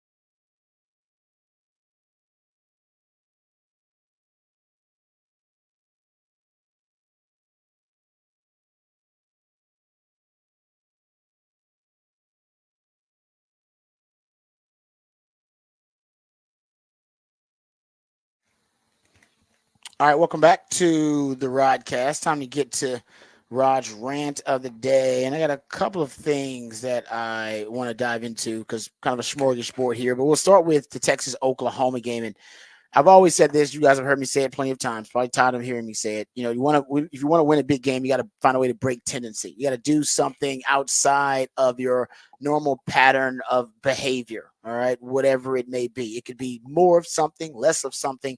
But teams, especially at the college and high school level, there are certain games that you have circled, rivalry games, big games, statement games, and you do extra preparation for those games. Sark has already admitted it. He's the first coach I've heard admit it. We all know coaches do it. He's the first I heard admit it. They even go as far as to plant certain Easter eggs, which are, basically concepts and plays that are not necessarily for your next opponent, but for an upcoming opponent. But they will have you work on those things during training camp and during a week for a certain opponent, but they don't, that next opponent doesn't use those concepts, but they know you're going to have to master those for a later game in the season. So they want you to start becoming familiar with them. So they kind of plant those into your training camp reps, into your practice reps, throughout the season, even in game weeks. And Sark admitted he did that with Michigan. And trust me, he's done that with Alabama in previous years. And all coaches do it, so nothing wrong with it. But with that being said, if you want to flip the advantage, if you would like to have the information, the preparation, the game planning, if you would like to have that actually work against all that preparation, work against the team, all right, that's trying to find your tendencies and trying to pick up on your trends and your strengths and your weaknesses, you got to break tendency. You got to do something they're not anticipating, or when they're building their game plan based on your particular, weaknesses and your tendencies, then you can flip that. All right. Since they're going to build a game plan based on certain things that you do a lot of, or, certain trends and tendencies that you may have, then you can use that information against them as misinformation. So that's the whole point. Breaking tendency, got to do it. In big games, always happens. Take the Alabama-Georgia game, right? Alabama wins that game, one of the best games we've seen, biggest game so far this year, one of the best games we've seen so far this year. Two heavy hitters, two really good coaches. Alabama wins that game, and ended up being a really tight matchup, right? One of the reasons was because they were able to surprise Kirby Smart in Georgia with empty formation, something they didn't run a lot of all throughout the season. They had run 9 plays of empty formation the entire season. They ran 14 of them versus versus Georgia alone. And they had a lot of success in those empty formations versus Georgia. It makes sense, right? You got Jalen Milroe, dual threat quarterback that can run around. You want to spread them out, force them to defend all your weapons in the passing game. And then you have literally one of the best ball carriers and one of the most explosive runners with the ball in their hands in college football, essentially making Jalen Milroe a running back +1 in the running game and a quarterback that can hurt you with his arm. So that was a way they broke tendency. If you're Georgia, you did not expect them necessarily to, to run empty formation more than they had run it all season long. All right, in that one game. And if you did, maybe you would have had the advantage. Another way Alabama surprised Georgia was that they shifted more than they had shifted all season. They only had 7 shifts in the first 3 games, and they had 16 of them in that game versus Georgia. A lot more shifts. So it can be, decreasing the frequency of a certain concept or a certain cheat code or, obviously a certain play, or it can be decreasing or increasing it, just doing things that are outside of your normal patterns of behavior or your tendencies. And another thing that I think, we saw was when Alabama lost to Vanderbilt, another way that Vanderbilt was able to break tendency, and I got this from my man Clark Brooks. He stated that when he charted the Vandy game, Vandy's upset over Alabama, he said he really liked how Vandy managed to rep the same side split zone from shotgun. He said they did it like 5 times. And Alabama had to respect it because they kept coming back to it. I said it about Sark sometimes. Sark is, sometimes he's a little bit too, I think he's a little too picky in terms of his play calling. I think at times he should be an extremist. He's all about moderation and he's all about variety in his offense. And there'll be times where Sark runs a play that was a really good play that worked really well, and he won't run it again the rest of the game. just because he's got so much variety in his offense and he wants to exercise moderation and he doesn't want to be an extremist about one particular concept or one particular cheat code. And I'm kind of the opposite. I feel like if a play is working, let's run it until they figure it out. And if they fix it, great, we'll move on to something else. But if they don't fix it, let's just run it down their damn throat. Same concept over and over and over again. I always say Sark doesn't like leftovers because he never plays the hits. If it's a great play, if I see it in the first half, can I run it again in the second half and see if it works? Sometimes he'll do it, but very rarely. But at Vandy against Alabama, they ran the same concept 5 times to make Bama respect it. Bama didn't fix it. They didn't fix the problem. It's still something that can exploit them. Let's keep running it. And then they had the counter. When Bama finally did find a way to defend that same side split zone from the shotgun, they then ran a waggle off of it to get the game deciding touchdown in the lower red zone. They ran a waggle off of that very same play. And that was the game deciding touchdown. So they were setting Bama up for it. They knew that it was a way that they could set Bama up for it. And then at the end of the game, they had a counter for it because Bama kept thinking, oh, man, they're coming with this concept. They've gotten us with us. They've gotten us on this concept 5 times. They're going to run it again. And, yeah, when Bama thought they had the upper hand, the counter came. And by the way, here Clark claims, he said, for what it's worth, I can't recall seeing a same side play action bootleg off non-counter action in this conference over the last half decade. He's saying he follows SEC football and he has not seen a team run that concept in the last 5 years in the SEC. Kudos, Vandy. Ain't no way for them to pick up on that tendency or pick up on that trend or that concept when nobody's running it. Good for you. Find a way to break tendency, but you got to do it at the right time. And Sark is famous for this. Sark does it too in the Michigan game. I remember pointing this out to you guys. It was a big game for Sark, right? Playing the defending national champions. That was Texas' first statement game of the season. Nationally televised games. Everybody's watching. Sark had over a 70% pre-snap motion rate. As a matter of fact, it was the second highest pre-snap motion rate for any game since Sark has been the head coach at Texas. His usual pre-snap motion rate is around between 50 and 55%. When he goes above 70, damn near 75%, he's breaking tendency. He's giving you way more pre-snap motions and shifts than you were ready for and that you had game plan for. When he played Bama in 2022, and he used 7 different personnel packages. Actually, he used 8 different personnel packages. He used 11 personnel, 12 personnel, 20 personnel, 21 personnel, 23 personnel, 30 personnel, 31 personnel. Right? He used 7 different personnel groupings in that game. And he used a 6-0 line package, the Big 11, Big 12 package in that game.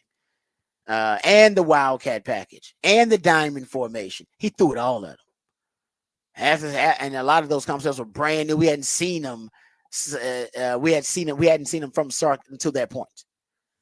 So he has shown the propensity that when he's in a big game, he understands the assignment and that he's going to be deep in his bag and you'll get some things that you haven't seen and you'll get tendency breakers. In that Oklahoma game in 2021, I remember Sark's opening script broke tendency. He had a first down pass rate, just first down alone. He passed the ball 70% of the time. All right, on the first 15 plays that was scripted, on his scripted plays, 70% pass rate. And Texas whipped Oklahoma early in that game. You guys remember they scored 28 points on those first 20 plays of that game because he was breaking tendency. Oklahoma wasn't ready for a extremely high pass rate from Casey Thompson of all people chunking it deep against them. They weren't ready for it. So you got to break tendency, do it at the right time. If you can, you catch your opponent by surprise and you make them have to abandon their game plan. They go, damn, we thought they were going to do this. Now they're doing this. Ball it up. Throw out the game plan. That's what you want to force them to do by breaking tendency at the right time. So how do we expect Texas and or Oklahoma to break tendency in this matchup? I got a couple of ways I think Texas will try to break tendency. One is you're watching film on Oklahoma. It's clear that they are an opportunistic defense. They make a lot of splash, havoc plays on defense, and that is their strength. They may be one of the most opportunistic, if not the most opportunistic defense in college football. So that's a concern if you're Texas, you got to make sure you take care of the football, and you want to protect yourself against negative plays. All right, protect Quinn, guard against negative plays, and protect the football. You do that, got a really good shot at not only covering that number, but really blowing this game wide open. But when I was looking at that Oklahoma defensive backfield, their coverage against Power 5 quarterbacks, so they faced 3 Power 5 teams, and you look at those Power 5 quarterbacks throwing the football down the field on deep passes that travel at least 20 air yards. So we're talking about air yards here, so really deep passes, not just 20-yard completions, because that could be yak yards. Talking about balls that travel at least 20 yards in the air. Opposing Power 5 quarterbacks are completing 69% of those deep passes against this Oklahoma defense. As a matter of fact, a third of their passing yards that they've allowed so far this season, a third of Oklahoma's passing yards they've allowed, 32%, have come on deep bombs that traveled at least 20 yards in the air. Sark will not ignore that. Now, I know Sark has curtailed the deep ball. Now when Arch is in there, Arch, Chicks dig the long ball, and so does Arch. So Arch is going to throw it deep. But when Quinn's in there, they have curtailed the deep ball, right? We saw that last year in 2023.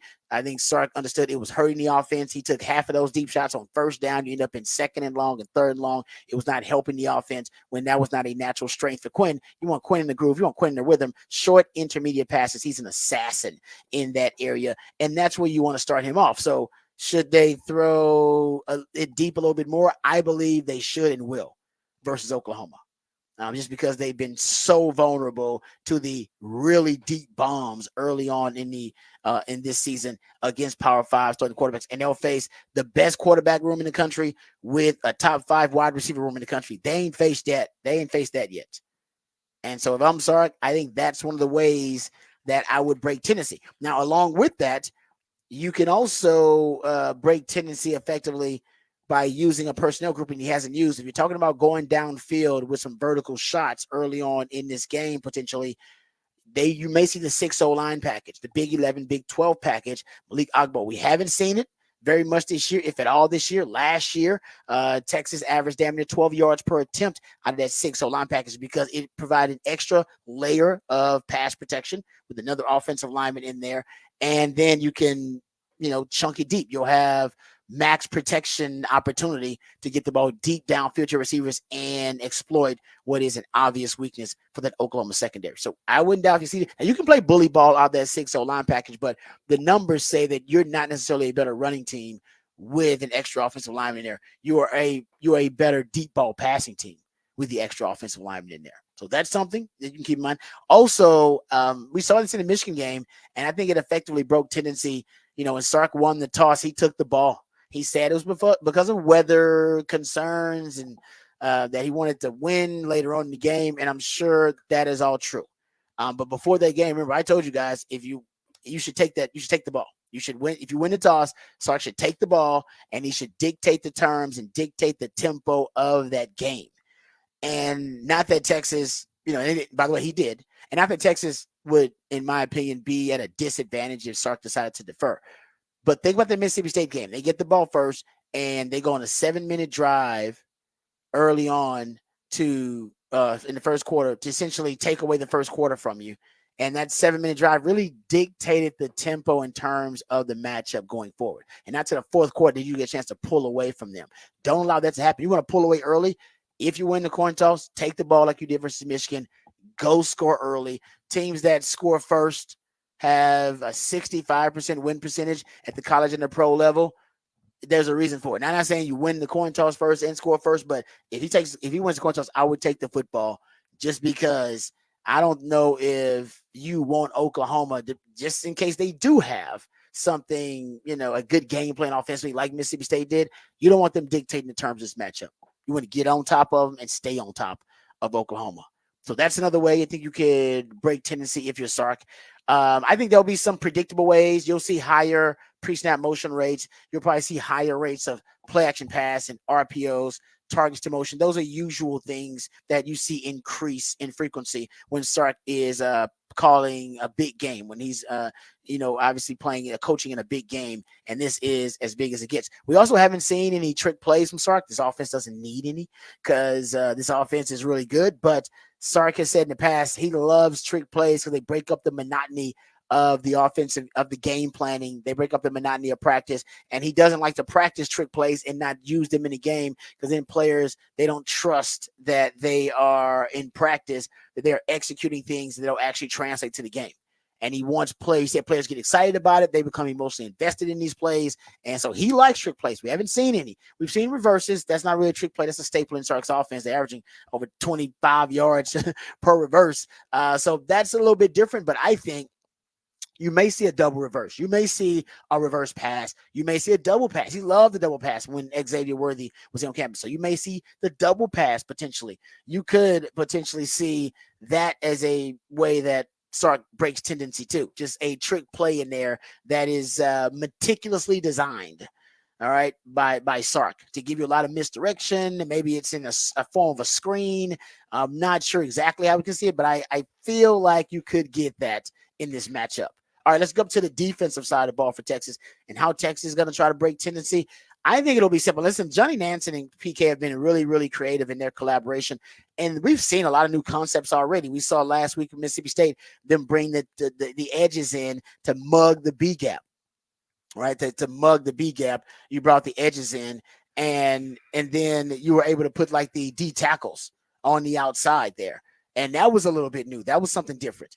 And then you saw the NASCAR dime. I talked about that, right? The NASCAR dime was a package we saw early on for the Longhorns. And we also saw the inverted Tampa 2 as a coverage that we hadn't seen. We've seen that already this year. We saw the 3 high safety look already this year. And to me, it wouldn't even be a surprise. I expect Johnny Nansen to have some new exotic look. He has all season long. Remember, we saw the bare front and the penny package with 3 down linemen, 2 overhangs, and kind of a 5-1 front versus Michigan. Every game we've seen something new from Johnny Nansen. I expect this game to be no different. What we might see, blitz rates. Texas is blitzing around 20% of the time. You get a young quarterback, especially one like Michael Hawkins, holds on to the ball for an average of and I couldn't believe this, so I had to go look it up. My man CJ Vogel, I'll give him credit because he told it to me and I thought it was crazy. He holds on to the ball an average of 3.38 seconds on average. 3.38 seconds on average. Most of that is scrambling. When he's holding on to the ball, it is for scrambles. He's not getting deep into progressions. Usually you're talking about half-field reads, quick reads for him, but he's a guy that's really going to challenge Texas in the scramble drill. So if I'm Texas, I would rush him. I would blitz him in passing situations, try to flush him from the pocket. You want to get him rolling to his left, wherever he's uncomfortable throwing the football, and you want to almost force him into where your pressure is. So that's something I think you may see from Johnny Nansen. Maybe increase blitz rates and maybe even blitzing on some early downs. Right? Run blitzing. Why? Because you don't want them to stay ahead of the chains. If they're getting 3 yards per pop, all right, run the football, they may end up in a 4th and 1 and decide to go for it on 4th and 1 and still convert. You want them behind the chains as much as possible. So if you can't penetrate, get into the backfield, reset the line of scrimmage, and force some negative plays organically, you may have to do it with some pressure packages. You may have to do it with some more exotic looks, maybe blitzing some of those linebackers in those interior gaps. That could be a way. Run blitzing early on, also a way you may see Johnny Nansen break tendency. I wouldn't doubt if you have double mug linebackers in the A gap, right? I actually heard somebody talking about that on our live stream, and it's a really smart move. And a young quarterback might not know where the pressure is coming from. You could bring that pressure right up the A gap, and that would isolate a guy like Colin Simmons or a Trey Moore on the edges. You also could drop those guys back, turn one into a spy, and rush one. They may not know which one is coming. So I just think you're going to throw a lot of different pressure packages at a young quarterback to force them to have to process a lot early, and that's when young quarterbacks make mistakes. They don't make a lot of mistakes. They take relatively good care of the football. They just don't move the football really well offensively. 130th in third down conversion rate. that's that's going to be tough sledding against Texas, which is one of the best third down defenses in the country. They've only had 8 pass plays of 20 yards or more. That is a number that for them, I think, is going to be tough because Texas has the best explosive play defense in all of college football. So they're 126th in 20-plus yard pass plays. They're 103rd in 10-plus yard pass plays. They're going to struggle to get chunk yardage plays in the passing game against Texas. They also are 130th in the country in explosive play rate on offense. Texas is first in explosive play rate allowed. There's a lot working against Oklahoma. And so I think early on, you're going to get them using a lot of cheat codes to try to move the football. I expect double moves, your slant and go, your hitch and go, your stalk block and go, your out and up, because Texas is going to be really aggressive. Usually when you go up against a young, inexperienced quarterback, they have simplistic reads, half-field reads, very quick reads. They're not getting deep into progressions. So you may jump routes, anticipating of Texas jumping routes for Oklahoma. You may have some double moves in there. If I'm Brent Venables, I go that way. It's going to be tough for them to run the football. They're 101st, 100th, and 106th in rushing yards per game, rushing yards and yards per carry. But the quarterback can always add juice to the running game. So I expect them to come out with a lot of quarterback designed run game, maybe even some option. That's something to keep in mind. The scramble drill is going to be really important. When they do decide to, remember, that 50-yard touchdown run against Auburn was a scramble. And if he's going to scramble and also keep his eyes up, if I was Brent Venables, I'd throw in a lot of good scramble drills for my receivers downfield with this young man who's going to be extending the play. So you want to try to speed him up, blitz him to speed up his clock, and force him at least to one area of the field so you know where he's going to scramble, where he's a lot more predictable. And I'd be going for it on 4th down a lot more. If I get to 4th and somewhat reasonable, if I'm Brent Venables, I go for it and see if I can get it, especially if it's 4th and short with a dual threat quarterback. Watch the flea flicker early. I said it against Michigan. Michigan didn't gain them a lot of yards, but they had a flea flicker early. When you get a vertically challenged offense like Oklahoma's is right now, flea flickers are perfect going up against a really aggressive defense, and that's what Texas has, a really aggressive defense. So I think a lot of the game plan offensively for Oklahoma will be Mississippi State's game plan. They got the DNA of that Jeff Lebby veer and shoot offense because he was there last year. I take a lot of that and try to control the ball, control the game early, and then throw in some, like I said, double moves, flea flickers, and a way to get some chunk yardage. Because with that 3rd down offense and with their inability to run the football, and a freshman starting in a Texas OU game, I'm not sure how Oklahoma moves the football or keeps it consistently. All right, we come back. We'll wrap this thing up, put it in the oven, and we'll play Who Said That. That's when we play pieces of audio from the sports world, sometimes beyond the sports world. And based on the context clues or familiarity of the voice, you have to identify who said that. We'll play that when we come back right here on the Rodcast, featuring Patrick Davis on Lifetime Longhorn. Rod Babers coming back on the horn.